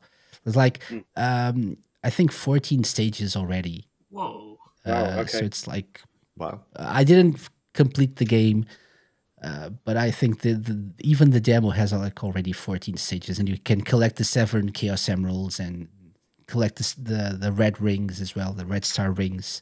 So it's a really thorough demo. So Sounds close to completion then. Wow, okay. yeah, probably. So if Maybe. the idea is to get some feedback to make the final product better, good job, JM Reborn. Yes, JM Reborn. Yeah, that's the idea. Okay, excellent. So we're halfway through. Let's like just speed it up a little bit. So Lewis, back to you. Cool. Okay. So my number 2 pick then is Sonic Game Book Origins. Of course it is. And Right, I'm curious about this one. Of course it is. So yeah, this basically recreates one of the UK Sonic Adventure game books that was released in the early 90s, one called Sonic v Sonic, and it basically turns it into a full sort of text adventure, essentially. You don't have to keep a pen and paper handy to keep track of your stats or the objects you collect throughout the game. It's all tracked within the actual digital game itself now. The presentations are lovely. I like the fact that as you sort of move around between scenes, the music changes to be more thematic to what area you're in. It will also highlight paths you've already taken so that you can always kind of be moving into areas that you haven't. So you may see at the bottom of the screen there's sort of white buttons that will take you to the next area.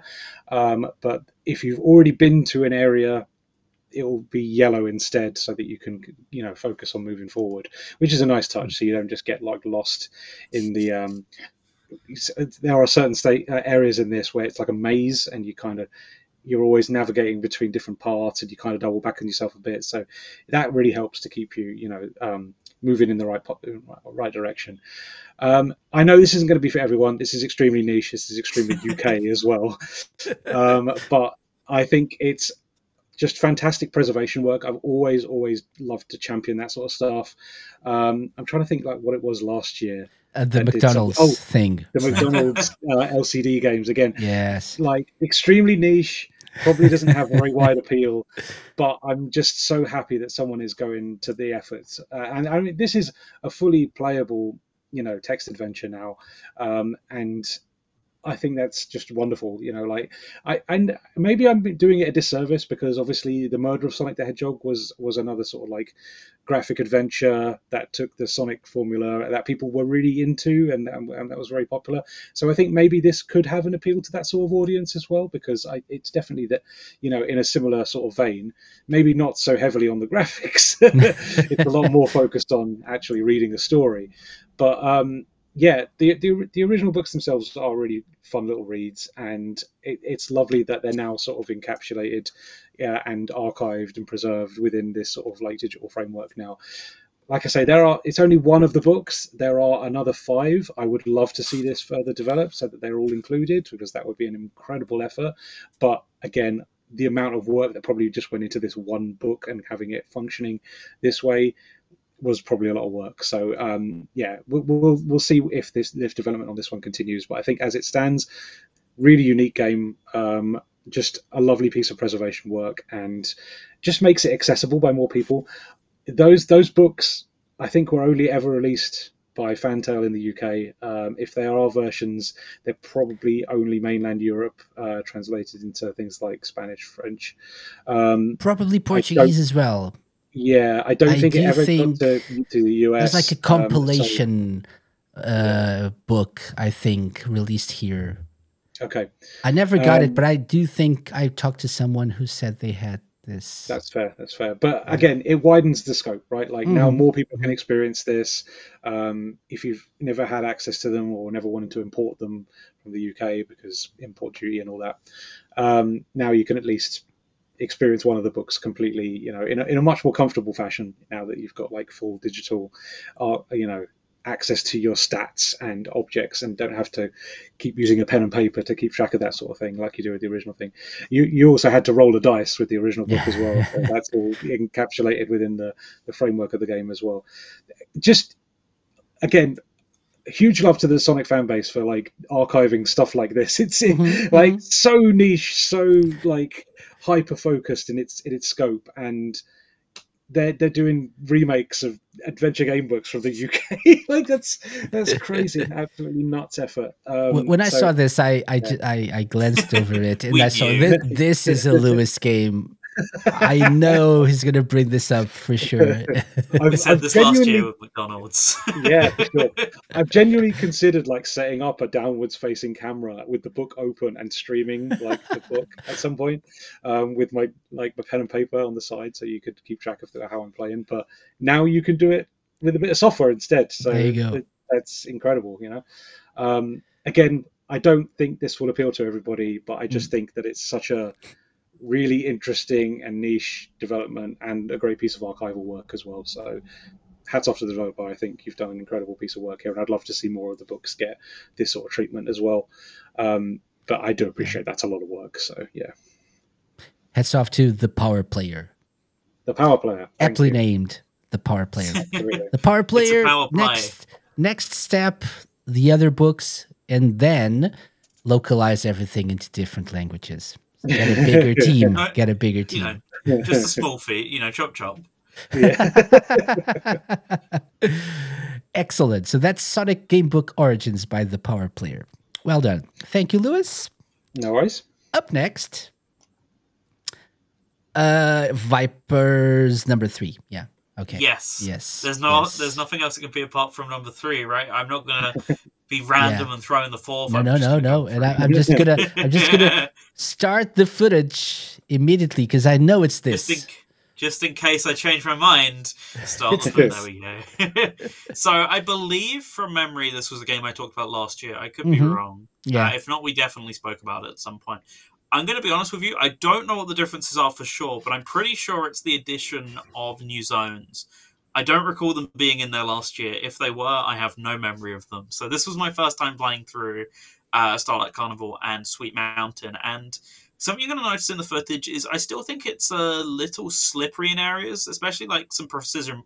There's like some precision platforming bits, which Sonic just slides all over the place. But I think this is the same engine from Sonic Weaving in Time that Casey just was showing off. So I don't think that's necessarily the developer's problem as much as maybe the framework they're using. But I think it's a really impressive effort. I don't think everything lands, but I think with with what it seems like they've done in the last year, it feels like a huge improvement over what we had. And I'm just a sucker for Sonic Colors anyway. I remember a project like this, possibly like all the way back in Sage 2014. I might have said this last time as well. I feel like there was a similar Colors demake back then, and it feels like a huge improvement over that one, certainly for sure. Way to skip forward to that bit of the footage, Casey. Thank you. But you're welcome. I don't know. You're welcome. There's a certain charm to this. It's not just like they translated Colors DS to the full screen. It's got its own ideas and methods of so doing that's things. what I wanted to ask for sure. Like, what is this doing that Sonic Colors DS hasn't already done? In terms of like its own unique concept, not much, but in terms of like level design, gimmicks, and how the stages play out, it's completely different. Like, this is all original level design. I think there's a variant of this glider in the DS version. You can tell they're very clearly placeholder platforms, by the way. I get stuck here for a while as well, so you might as well just leave my suffering on this part of the Oh, no, here. please do continue. I'm enjoying this. Yeah, it's great. I think I get stuck here for about another minute. But no, there's just a lot of content here for what I was expecting. I was still expecting it to be a Tropical Resort only demo, so I was a little surprised that there was all this other stuff and these wisps to play with as well. And it's just a fresh twist on Colors, which is, as it goes on, like I don't mean to alarm people, but we're nearly 15 years on from Sonic Colors now. It's definitely a game that I think people are not looking back on as fondly as they were only a couple years after release. So I think throwing these unique ideas at the wall, and I've heard the growing sentiment that people definitely prefer the DS version over the Wii version, which I think's wrong, but it's fine. We're allowed to have these sorts of opinions. But if you think then why not try and work with that and see what you can apply and take the best of both worlds? And I think that's really what you're getting here. Is you're getting a mix of ideas from those sources as well as from the Rush games in general and other modern Sonic games, but also mainly just 2D platforming. It's an interesting take to not be confined to the need to do the two screens thing. I think that's a lot of what makes up Colors DS is, hey, look, we still have two screens. Yeah, well, it's 2010. The 3DS is out in like 4 months or whatever. We got this gimmick back in 2005. So it feels like that game can get a little constrained by that point. So you remove that, just give it a nice normal 16:9 window and go, hey, have fun with the level design. And I think the level design is mainly what stands out, minus like there's a lot of, not a lot of, but there's certainly a little bit of stop-start, like right here there's an auto-scroller and there's a couple other instances where you wait for platforms and stuff. So because they're going more for they're trying to do the Wii thing here. The Wii game definitely does a lot of this. Yeah. So I think it makes sense. I think it's within character. Those floating sections, the hovering and the ones sections. With the springs. There was like entire stages that were auto scrollers practically. So it's not out of character. It's just not what I'd like to see personally. But I don't know. I couldn't really put into words, and I didn't want to spend too long on this, and yet I have, because I already talked about it last year. But I don't know. It just hit the right buttons for me, I think. Even though you could argue it's redundant because it's trying to do what Colors DS did already, I think it's vastly different enough to where it stands on its own 2 feet. So looking forward to seeing more of this and the engine it's based on, since it's clearly powering more projects. And it feels like a really solid base for 2D boost games. So hopefully those minor complaints with the twitchiness of controls can be ironed out, because that was really my only issue, and that's not exclusive to this game seemingly, so I can't really blame the devs for that at all. I'd fully expected to bring that up as a problem exclusive to this game coming into it, and then I saw that footage of weaving in time. So actually, I'm not going to be as harsh on it, because that's not this game's problem. Weaving in time has like as many, at least the parts that I played, as many like sections of like precise platforming. So that's probably not an issue that affects that game as much. It's just one. I don't know for sure. I'm not a game developer, and indeed it shows. You're not? Believe it or not. No, I know. It's shocking, right? But I'm not going to try and give, here's how you improve your game in this way, because I don't know. I don't know if this is an engine thing or a gameplay thing, but as it stands, I think it's cool.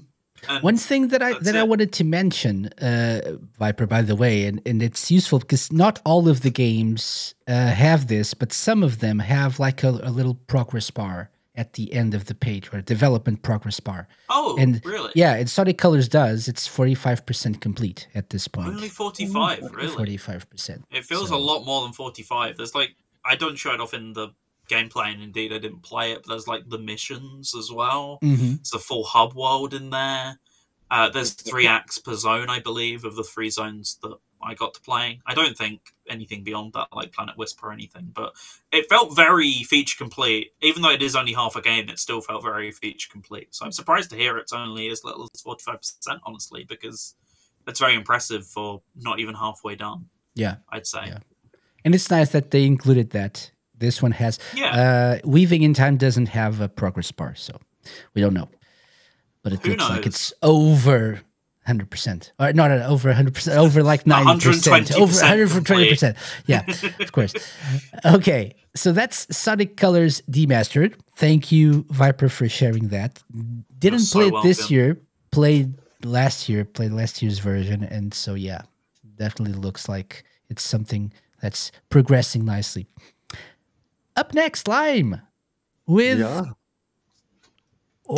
Oreo. Uh-huh. Is it? I Yeah? I had trouble with that too. I still don't know how to pronounce it. But Orioli? Probably. I something don't like know. that. I don't know Ravioli. if the E at the end is silent or not. Ravioli? Maybe. No. Oreo. There's no R. Oreos? I love Oreos. Sure, we can call it Oreos. If you really want to, we can call it Oreos. Okay. That's- So that's- Okay, what about the Oreos. Oreos game? Yeah, so I just picked this up and wanted to try this because this just looked like something that I've never seen or tried before, and it looked fun. Like you start a stage by just like throwing a ring far into a stage, and then you get control of the ring, and you make it go through the rest of the game. Basically, like you have 3 jumps basically that you can do. Like you stop, and then you push a direction in order to launch the ring in, and you can do that like 3 times before you need to land again. There is this kind of like spin dash that you can do as well that really works like a spin dash. And Good. you get through the stage that way. And I just thought that it was so inspiring. It was really nothing that I've ever seen before. And it was very much fun, actually. There we go. There's spin dash. Whoa. Oh, See, spin dash. go. This does look interesting. Yeah, it is very, very much fun, and they add the rings as well. That really seems Sonic inspired, and yeah, it's This looks amazing. it is very much fun. The typing you heard earlier was actually me wishlisting this game upon like 30 seconds of footage. Yeah. Like this has just captured me right away. This looks amazing. Not that the others haven't, but like immediately I had to look up what is Gives this me all about? some like Celeste vibes as well. Like, Oh Yeah, yeah, definitely. Indeed, There's- I there's was loads also of- thinking that, and I see that they have Celeste as an inspiration here. That and Okay. Meat Boy. okay. So I don't know if either of you guys have experienced it, but there is a Sonic hack called Snolf. Yes, that's why I googled it. I yeah. wondered if it was made by any of the same team or anything. Yeah, it's a very similar concept where it's like Sonic Golf essentially. So the only way you can make movement is to sort of spin dash, but you don't have that sort of 3-stage in the air like boosting that you have with this one. This looks really cool, like just a really fun idea for a sort of puzzle platformer, I guess. Yeah. No, I'm gonna have to scope this one out myself. Yeah. Yeah. It's I going to be would- available sometime this year. It says Wow. Q4 Available 2024. Q4. Exactly. You can wishlist this game on Steam. The only thing I guess I would at least experiment with, and I say experiment name, with because The I'm not. pronunciation. Oh, okay. No, that's not what I'm thinking about. But like, because I'm not sure if this idea is gonna like break the gameplay in some way, because I don't like really know the consequences of this idea. But when you do the what I call spin dash and then do the jump move, like you basically stop the ring and then you pick a direction and then it's gonna fly in that direction. I would love it. I would love to see what happens if you keep the momentum there, because right now it doesn't. You can really speed like see. In a high speed, but then when you do the jump thing, it's like very weak compared to the speed that you just had. Yeah. If you could link up moves, right? Like do combos, like spin dash and then jump, and keep up the momentum going. Yeah. Yeah, I would love to see. Yeah, this is an example of that. Around with that. Mm-hmm. And that's I wonder if it's been designed specifically so that like it won't allow you to go too wild, because it might, like you say, break the game. Mm-hmm. Yeah, that's what I'm thinking. Like it could definitely have those consequences. It was just an idea that I got that I thought of, that it would be fun to at least play around with if they haven't already. It might be something that they're considering for sort of like post-game content, like they update it later with and now your full momentum carried through the rest of the game. Creates indeed, weirdly, or maybe something you unlock later. Broken game, but it's like, go nuts, have fun. Mm-hmm. For sure. Looks really nice. Yeah. Let's move forward a little bit. Yeah. So I'm gonna wishlist this as well. Thank you, Lime, for the recommendation. So that's what this is all about, or something. Oreos in Oreo. Oreo. I'm gonna go buy some Oreos now, Lime. Yes, this is all a big marketing move. Yeah. So thank you, Lime. Thank you very much. This is from Team Stargazer, if I'm not mistaken.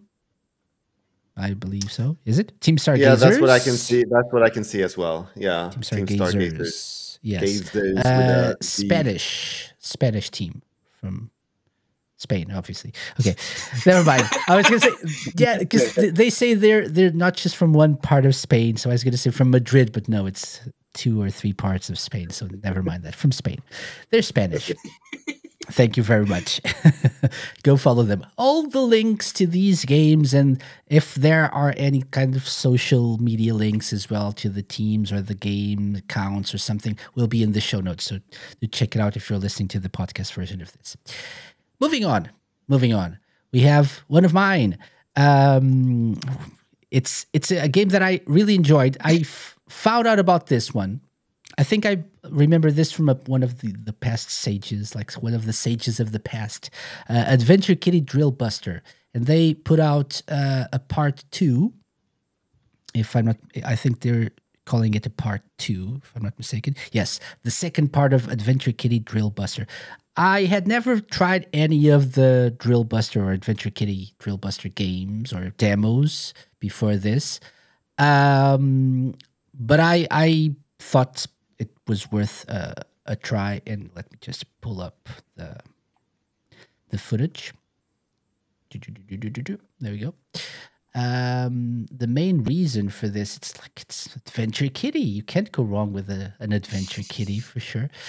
It's one of the things that like jumped out at me at first was like the full intro in a comic book style. There we go.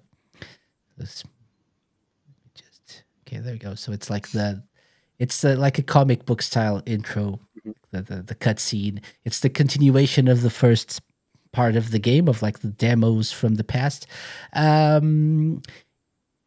This is like, I don't know, Mr. Driller and with stealth. I think that's the best way to describe this. And this I think compared to the first one, which I didn't ever try like the first stage or part of the game, this has more like stealth-like elements, because it's called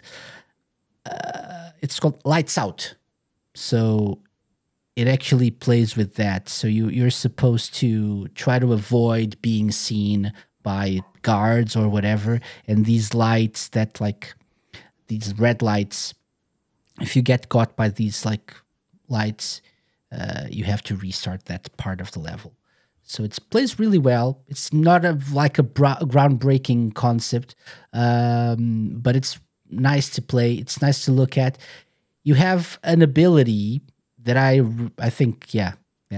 Now they tell you that you have like a short period of time in which you can activate like night vision mode or something, and you can see hidden items as well, which unless you activate that mode, you can't see those, which is a nice little gimmick as well. You can get like hidden diamonds and see where the coins are. To progress through the different parts of the stage, you need to collect a certain number of coins before like the gate opens. So it's a really nice. It's gated, game. Yeah, and so you have to move. Yeah, but you can't go back, obviously, because you already broke like the block. So you can't go back. You can't drill back. So you have to find a way to move forward without retracing your steps. There we go. So like this, for example. And activating night vision mode tells you where the coins are in this example that we're looking at right here. So it's like there's puzzle elements, and it's really nice. The soundtrack is cool as well. Really enjoy this. So recommended as well. And the first part is available to download from their like itch.io page. Yeah. Have any of you guys played this or the previous demo? I haven't.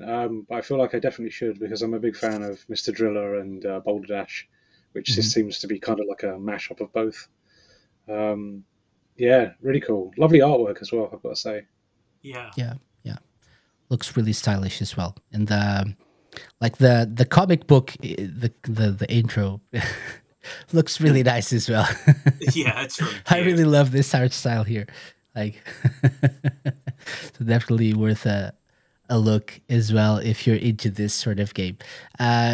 Hopefully we can get more of this. I would love to get like a full game. They are supposed to be working on an adventure mode, which is the one that you're trying if you try this demo, time trial mode, and a no death run mode as well, which you unlock at some point, which it's not for me, but it's probably for Lime if he wants to 100% the game.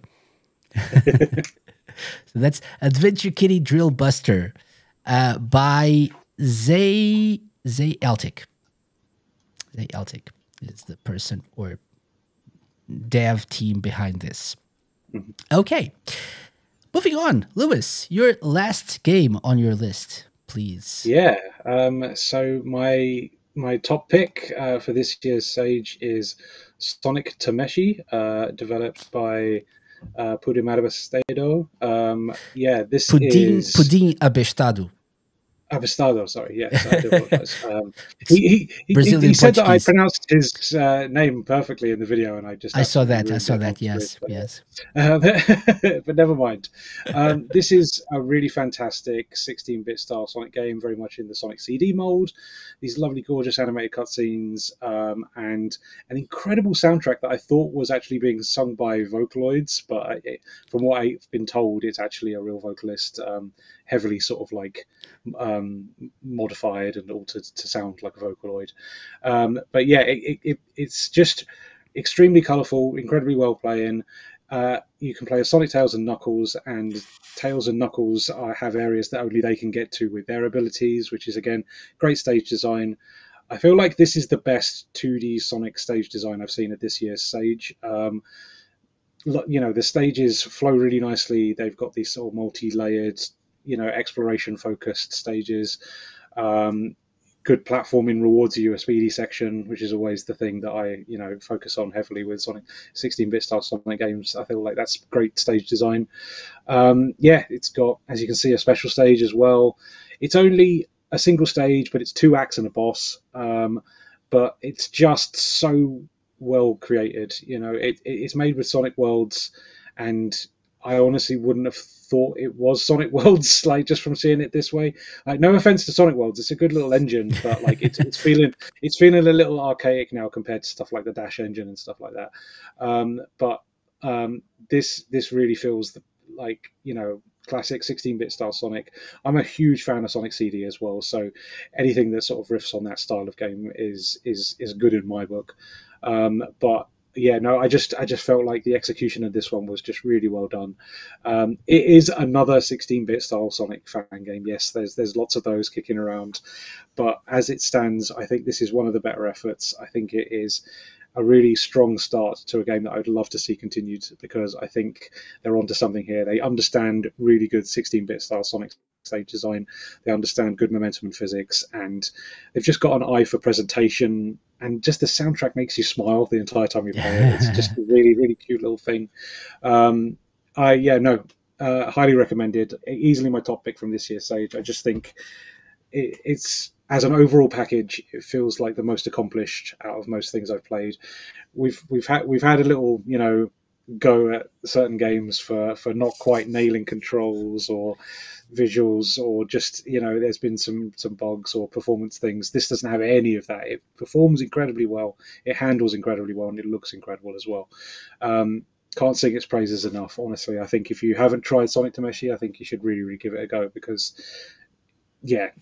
just an incredible work already, and I'd love to see more of it. So fingers crossed this isn't the last time we see it at Sage. Yeah. They say here the game is planned to feature an animated intro and ending, different endings, and the LAN multiplayer.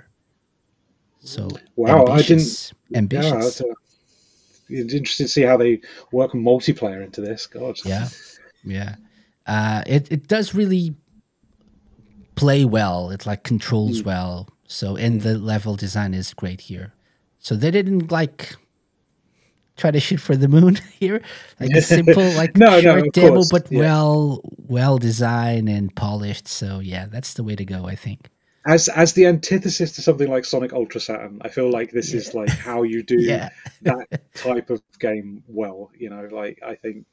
Yeah, it's a shame that Ultra Saturn is getting so much attention, when I think something like this really deserves it a little bit more. I think if you want a bit of classic 16-bit style Sonic, but with new stages and the modern presentation that you can achieve with computers, this is doing that so much better. Honestly, it's an incredible development already. Calling time extension.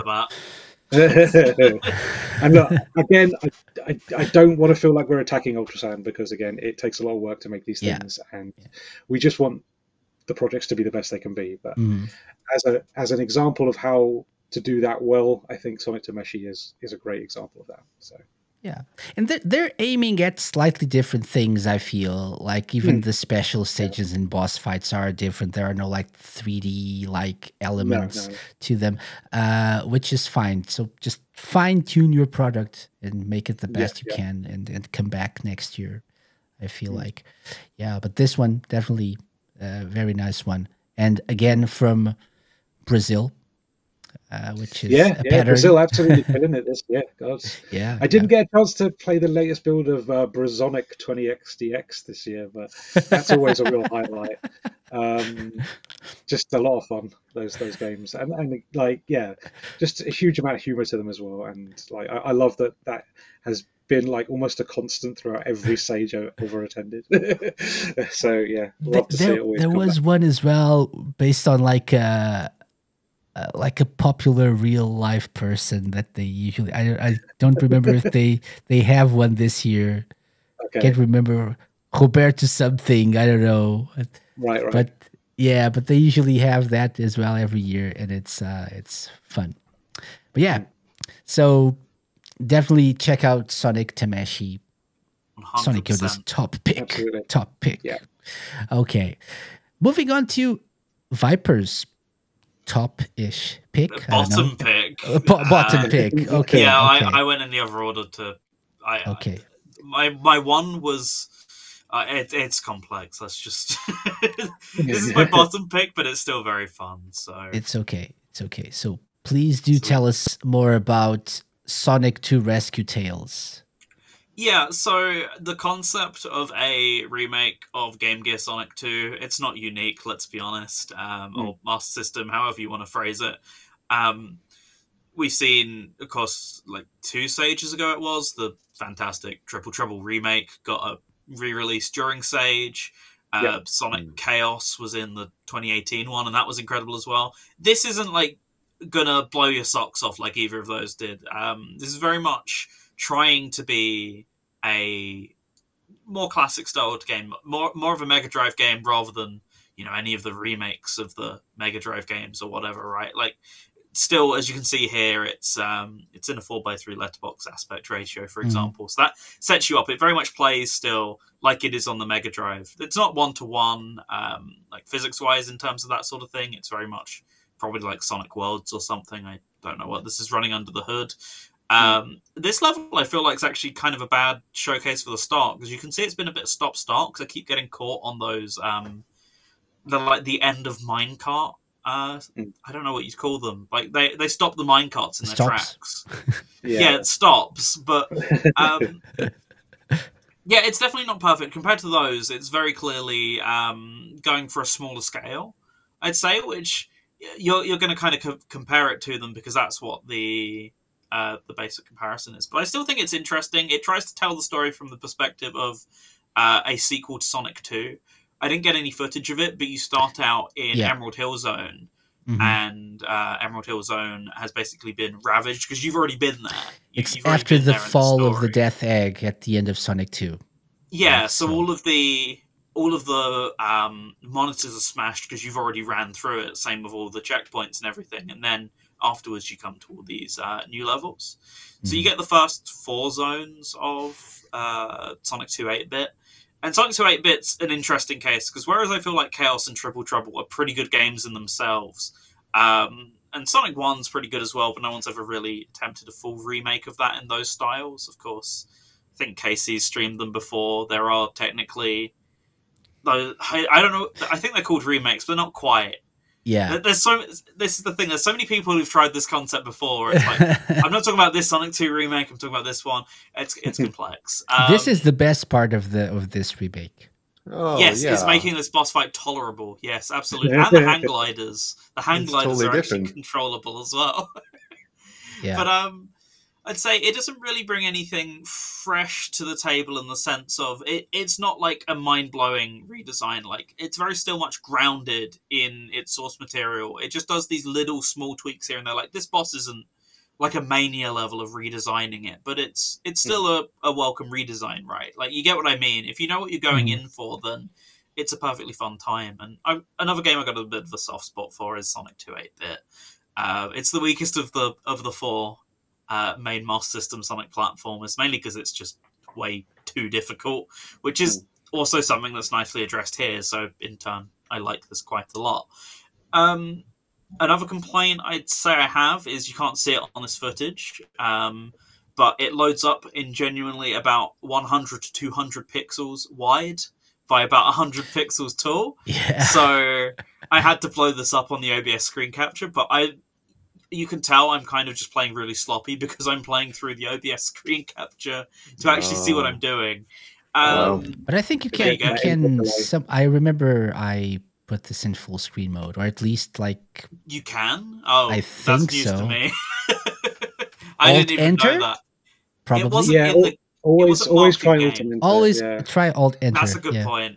It wasn't marked to me in the game at all, so I didn't know that was there. But no, mind. Never expect them to tell you those things. No. Why would they?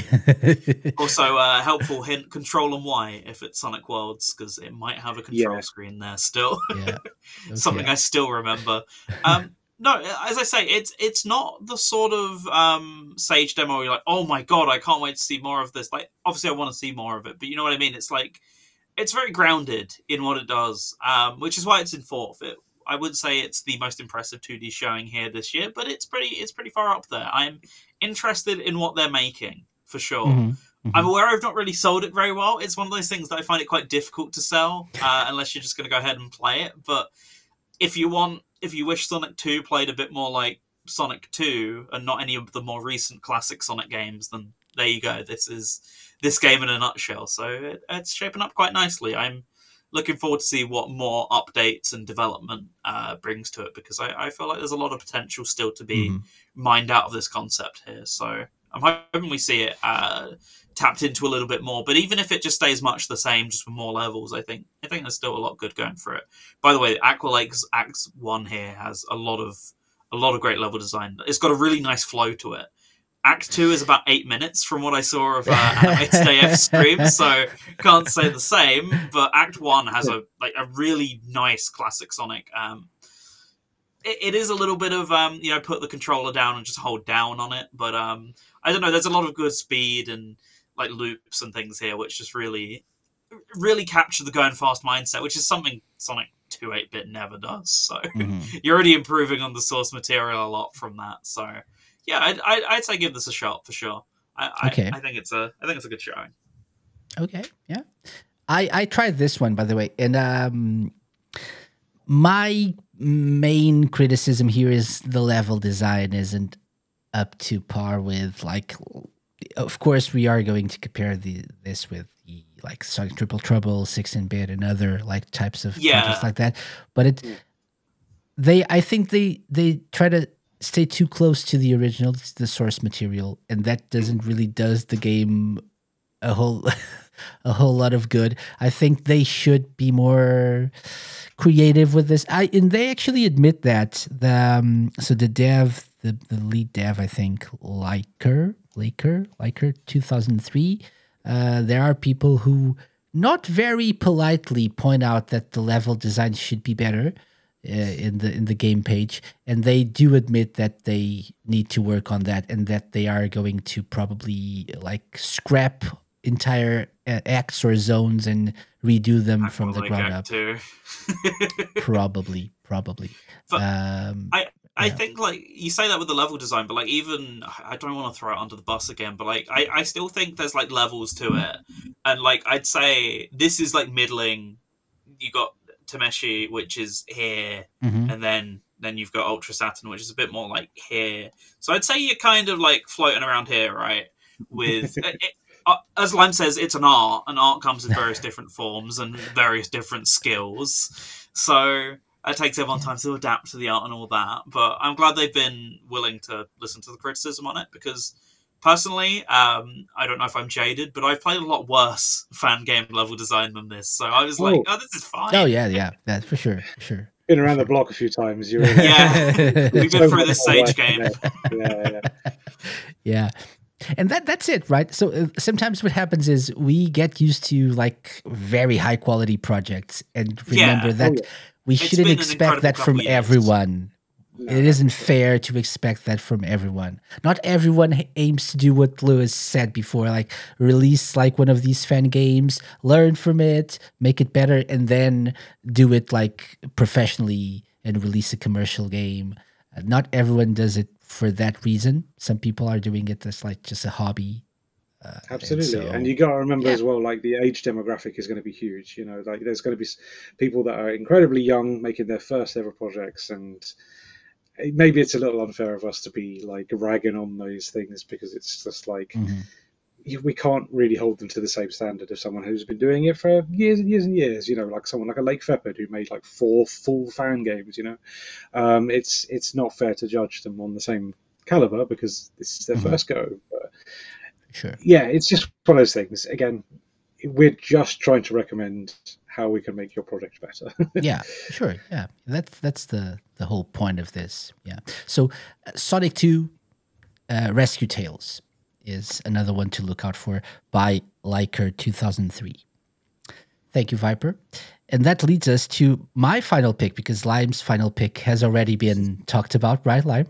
Project Reignition. Yeah, indeed. Which you should check out. We all praised that game highly, that demo highly. My last pick, so I went with this one, like I said, because I wanted to like add some variety. Vocaless. So let me preface this by saying that this was played with the keyboard again, and why? Boo. And also, I should have tried the tutorial first. That's another thing that you should do. If there's a tutorial, it's probably a good idea to try that first.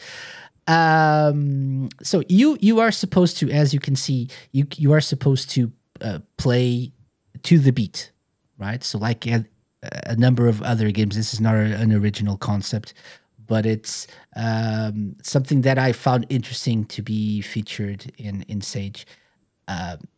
Am I dying here a lot? I think I'm dying here. Yeah, that bird kills me a lot because you're supposed to stomp on him, but they go. So unlike some other games that you like, there's like a grid and like a tile system, and you can only move in time with the beat. Here you have like total freedom of movement, not total, but like some freedom of movement. So you can move not in beat, but jumping, dashing, attacking enemies has to be done to the beat. And if you don't, and if somehow you jump not in sync with the beat, you lose points, which is something I find a little bit odd and punishing. But that's because I suck. So, of course, I would find this punishing. Actually, I'm playing better than I thought I was. Did I edit this? Maybe. This is Cass. So you have different characters you can play as. They all have different. I think it's 2, not like that big number, but they all have different special moves as well. And I do think, and I brought this one up because I think this has potential to be it does look good. It controls fine with the keyboard if you're into that sort of thing. But I do think it's a little bit laggy at times. There were moments in which I'm sure I was, synced up to the beat. I was moving to the beat, and the game still told me I failed. And I saw other people commenting on this as well. So in some parts of the game, it's a little bit laggy. So it's something that they need to work on. But I do feel like this is an interesting concept. It's like one of the types of games that I enjoy. I think this is right up Viper's alley as well, probably, being a rhythm game. Yeah, I'd have to play this for sure because I actually found this same concept quite grating in Hi-Fi Rush, which was a game everyone loved. I felt like the rhythm game actually made it so restrictive in terms of doing really basic things. But as you say, the freedom of movement there feels like that's already going a long way to helping with that sort of thing. But yeah, input lag and stuff like that, just general moment to moment, the game stuttering and stuff like that is going to be a big problem in a game like that, I can imagine. So for sure would like to see that fixed. There's no stuttering here. It probably is like just from the footage being shown here using this like software. Okay. But there's no input lag, probably a little bit. Yeah. I feel like there's if you follow the line at the bottom, and if you like just follow the music and the beat, I feel like that at times it's not really as it should be, but it's something they can work on, as accurate as it could be. But they can work on this. I brought this up because I wanted to like shine some light on this, and hopefully it can get fixed and more polished. They have an interesting story as well, which I'm not sure if it's something that really a game like this needs, but if you're into that, it's interesting. They have actually start the game with that. I didn't record any footage from that, but it's interesting.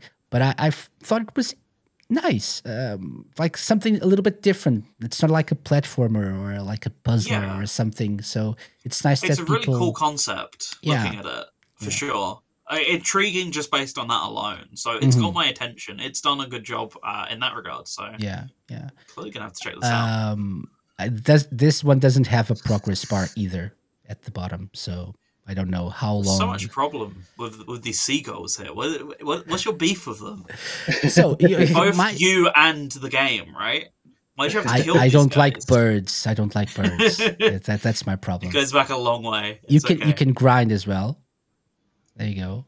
And you can be in a frog outfit, apparently. Exactly. There you go. What's not to love? What's not to love? And you can dash, and you it's can got it wall all. jump and stomp. I think I have a hard time stomping through these blocks as well. Yeah, I don't know why. Yeah, I'm trying to stomp. Maybe you just suck. That's not maybe. That's not a maybe. That's a definite. Yeah, like 100%. Yeah, that's a truth there. It all started with the birds. That's true, ST, in Super Hang-On. Okay, so that's Vocalist. Try this. This is by Slap16? Slap16, that's probably it. Slappy16. Yeah. We'll link that in the show notes. So that's my final game. That's the final 15th game on our collective list of games. So just briefly, because we are like very well into the 2 hour mark, briefly, and I switched orders in the outline purposefully because I wanted to focus more on the games. But overall impressions about this year's event, maybe compared to previous ones that you attended and you played the games. Lewis, let's start with you for this one. Again, I mean, I haven't really got a whole lot to criticize here, to be honest with you. I think Sage is very established now. It's got like a style that it seems to deliver on every year. It's definitely got that whole. I like the fact that they've got like a nice split on the website so that you can go specifically to mods if you want to go to fan games, if you want to go to indie games, and I do like that they kept the focus nice and large now, and that they are welcoming to lots of different people. And I do like to see projects evolve as they go on. You know, it's lovely to see certain fan games turn into indie games, and you know that hard work that they're putting into their developments is you know becoming an original project that they can actually sell and be you know financially reimbursed for all the hard work that they're putting into it. My main complaint with this year's Sage is I do feel like they left the trailer to the event very, very late this year. I don't know why that was. It did seem to just like happen the week prior to the event, and then all of a sudden Sage was here. It didn't really feel like we had that big, you know, lead up to the event, gather some hype, get some more people, get some more eyes on the product. I mean, like in previous years, we've had people like Digital Foundry covering Sage games, and I feel like this year's Sage just sort of happened so quickly that, like, you know, it didn't really get the attention that it really should have got, because there's some incredible stuff here, and I think it's doing the event a disservice by not giving it like more time to build hype and get more focus, get more eyes on what's happening here. I think some people have been a little bit harsh on what's available this year. I think, as always, like, certain projects seem to come to the forefront more than others. There seems to be an awful lot of fighting games this year. Lots of Sonic Fighters. I don't know why that was a big focus this year, but you know, no offense to those sort of developments. I think it's cool that there's lots of people wanting to do that sort of thing. It's just how things work out sometimes, isn't it? It's just what with this being such a variety grab bag of projects, it's whatever is the popular thing at any given point comes to the forefront, right?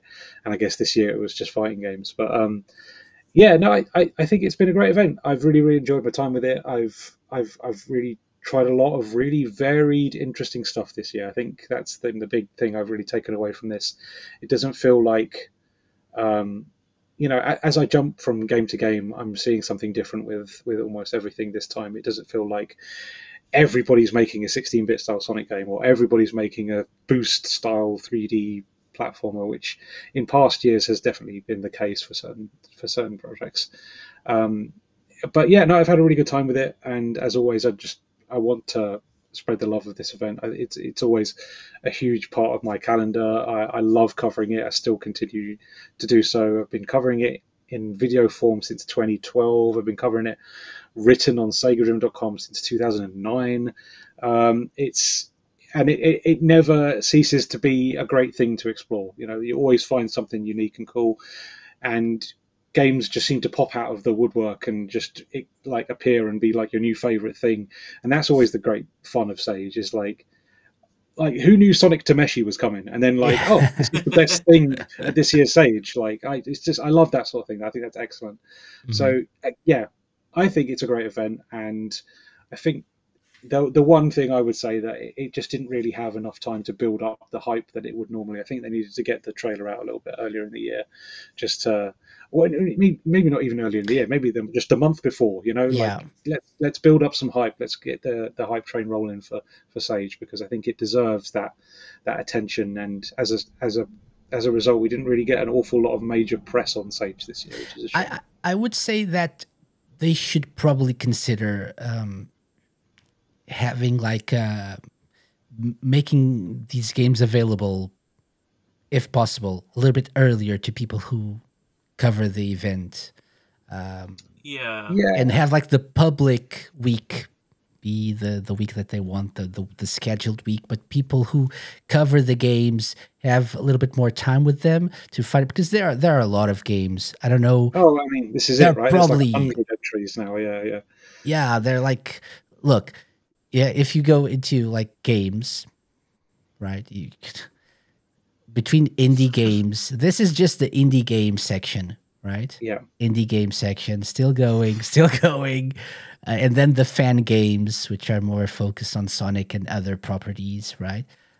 So a lot of stuff, mods, frameworks. So you can't possibly in 1 week try everything, which is what why I said maybe if somehow we could get more access, especially people who like do video content like yourself, get more access, then we could like focus more on the games that should get more eyes on them as well.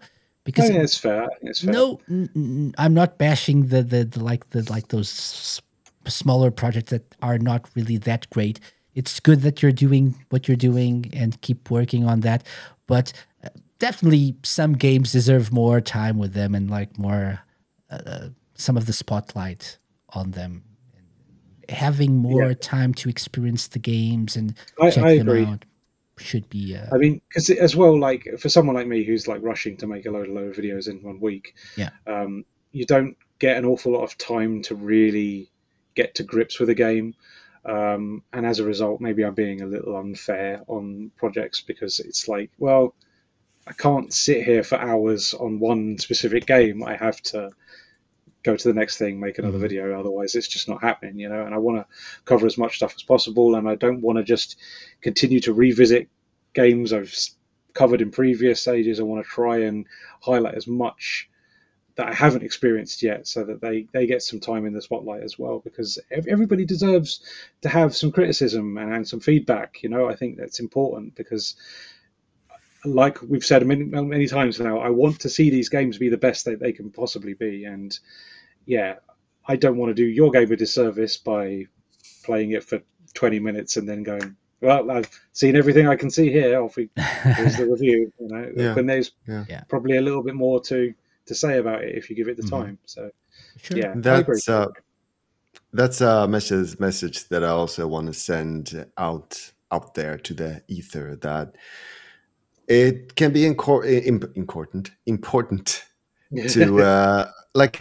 consider like where your game is right now. If it's an expo, then it could be a good idea to either cut some things out, or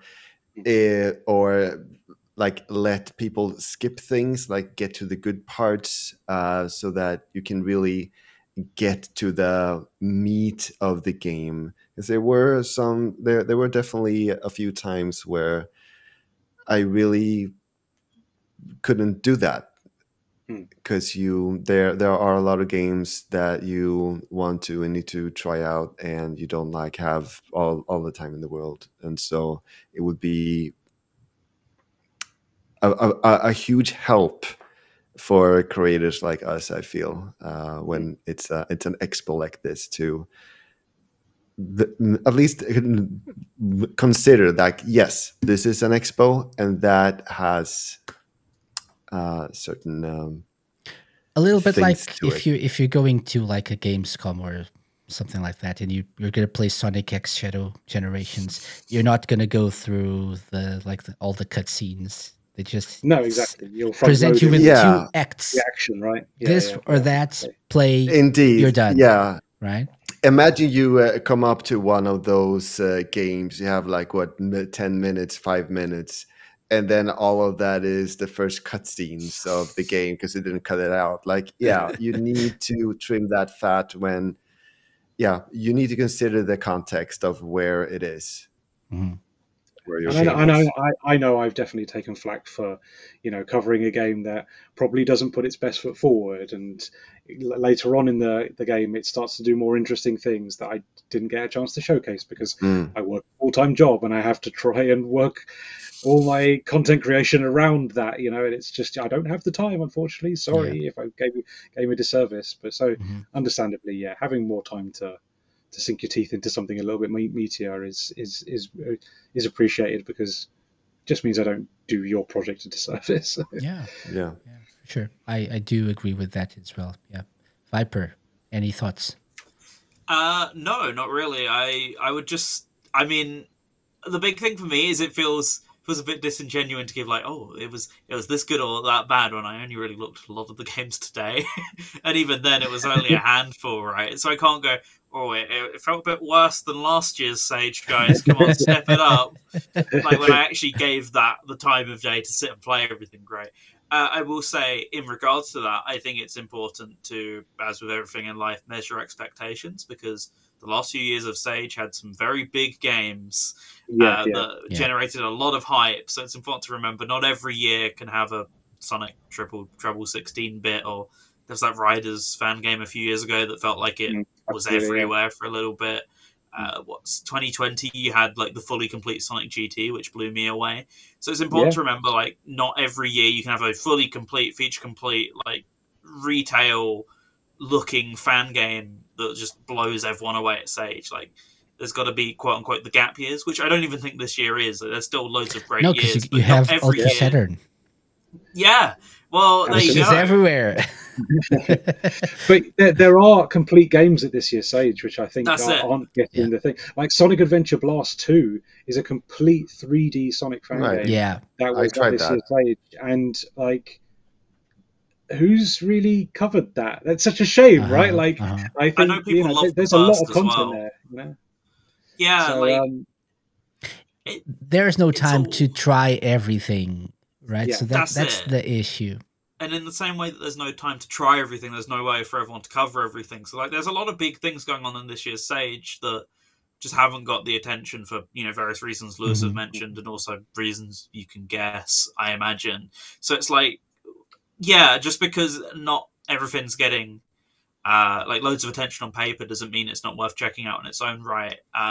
Even if it feels like, oh, there's no big game this year. Well, there is. You got to find it for yourself, right? Yeah. I think that's an important thing to me.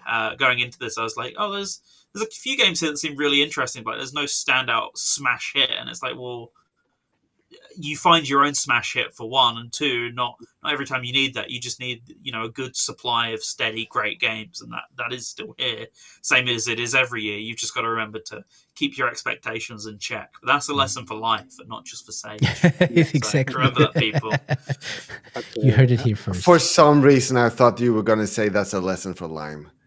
Yeah, Lime as well. I don't know why. I was like, what? What did I do? But yeah, ultimately, I guess if I could sum up my thoughts, I just wish I'd spent more time with it. But really, that's on me. I've done, I did one of these with you last year, as we all did. So I spent a lot of time on that, and this year maybe, I don't know, felt a bit more burnt out after playing so much last year.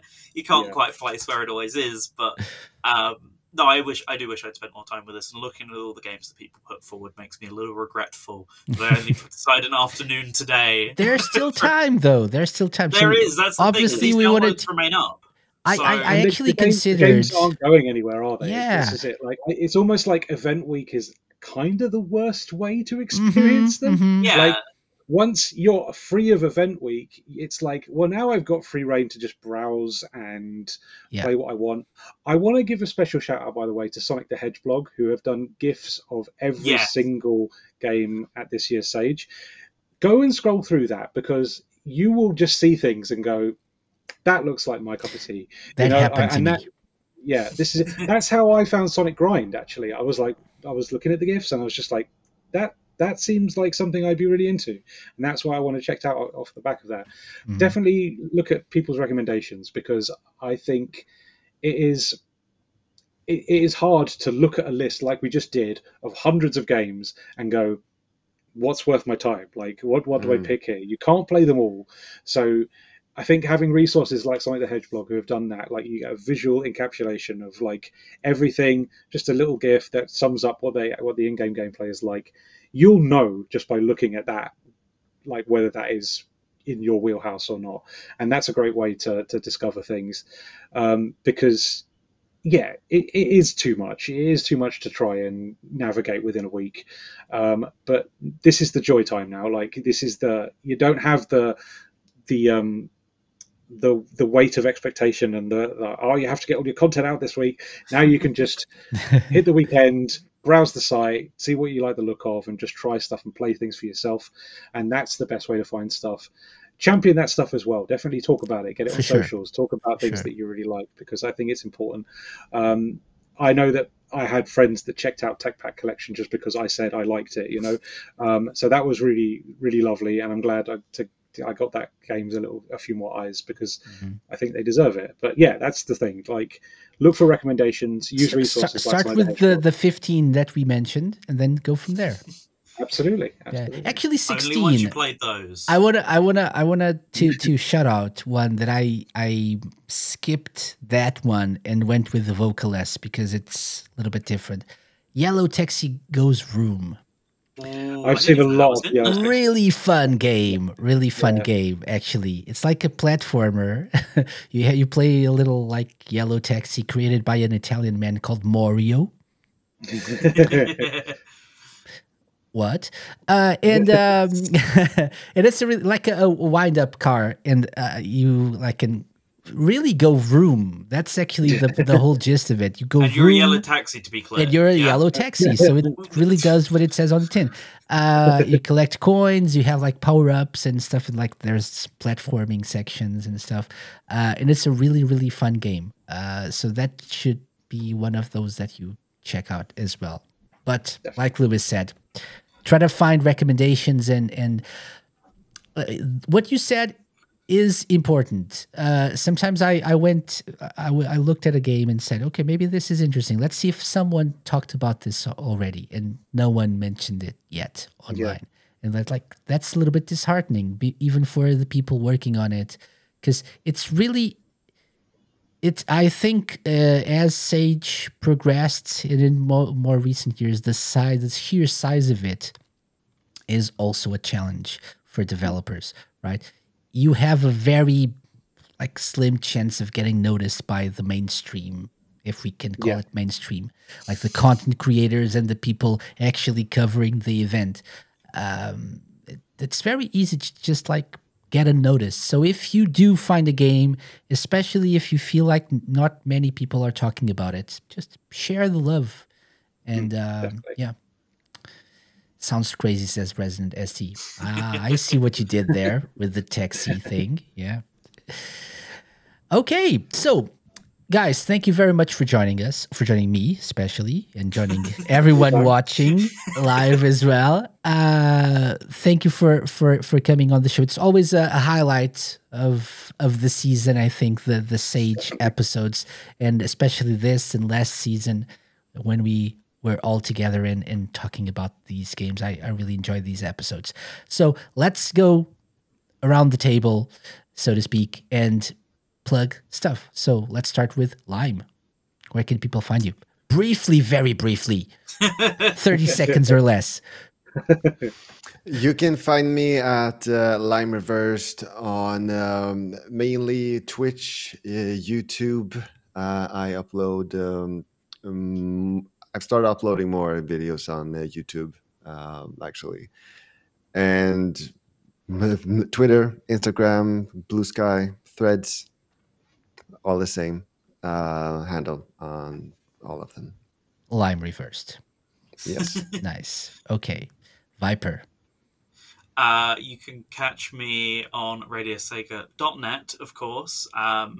Tomorrow night, both on there and on KNGI.org, I'll be doing my 100th episode of Viper's VGM. I plan on covering a game from every year that I've been gaming. The most important game of each year I've been gaming. It was a listener suggestion. So 7 p.m. UK time if you want to catch that. Once again, either radiosega.net or KNGI.org.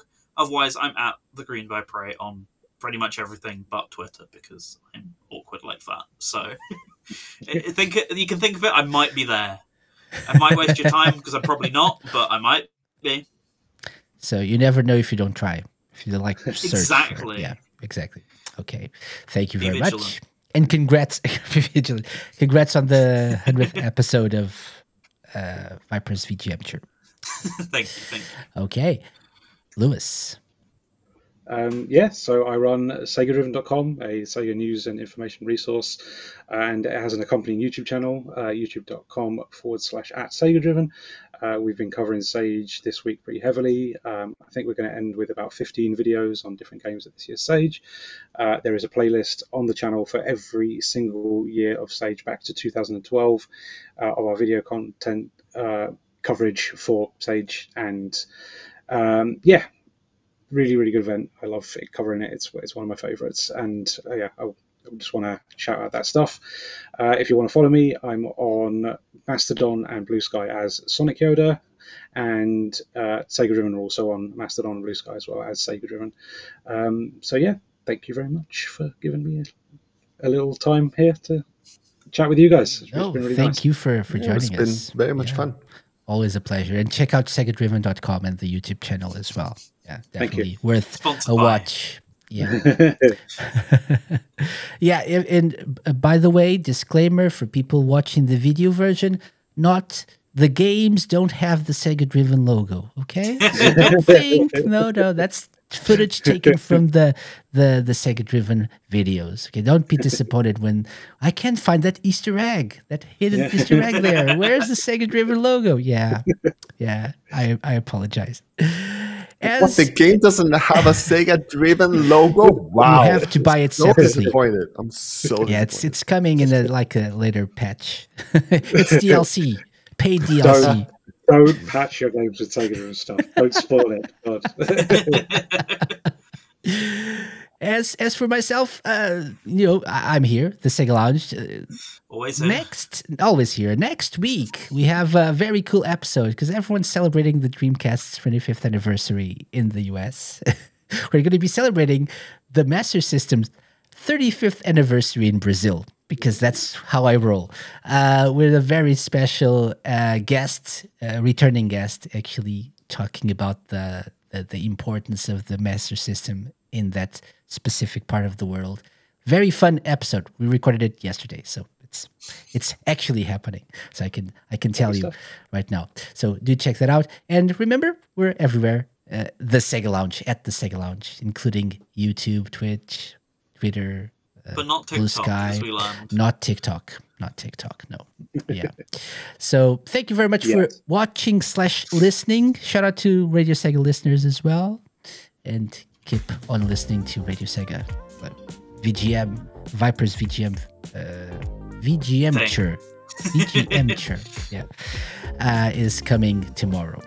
So thank you very much. See you all next week. Bye-bye. Bye. Bye.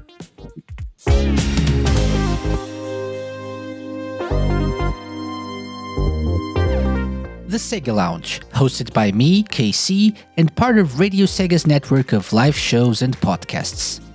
Theme song and incidental music by OSC.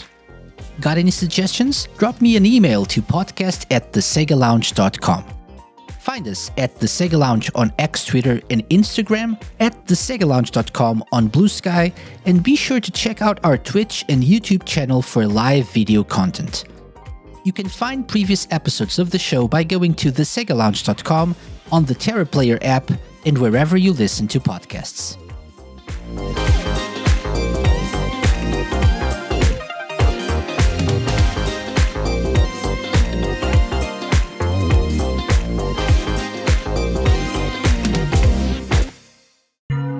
a Mixed On Productions podcast.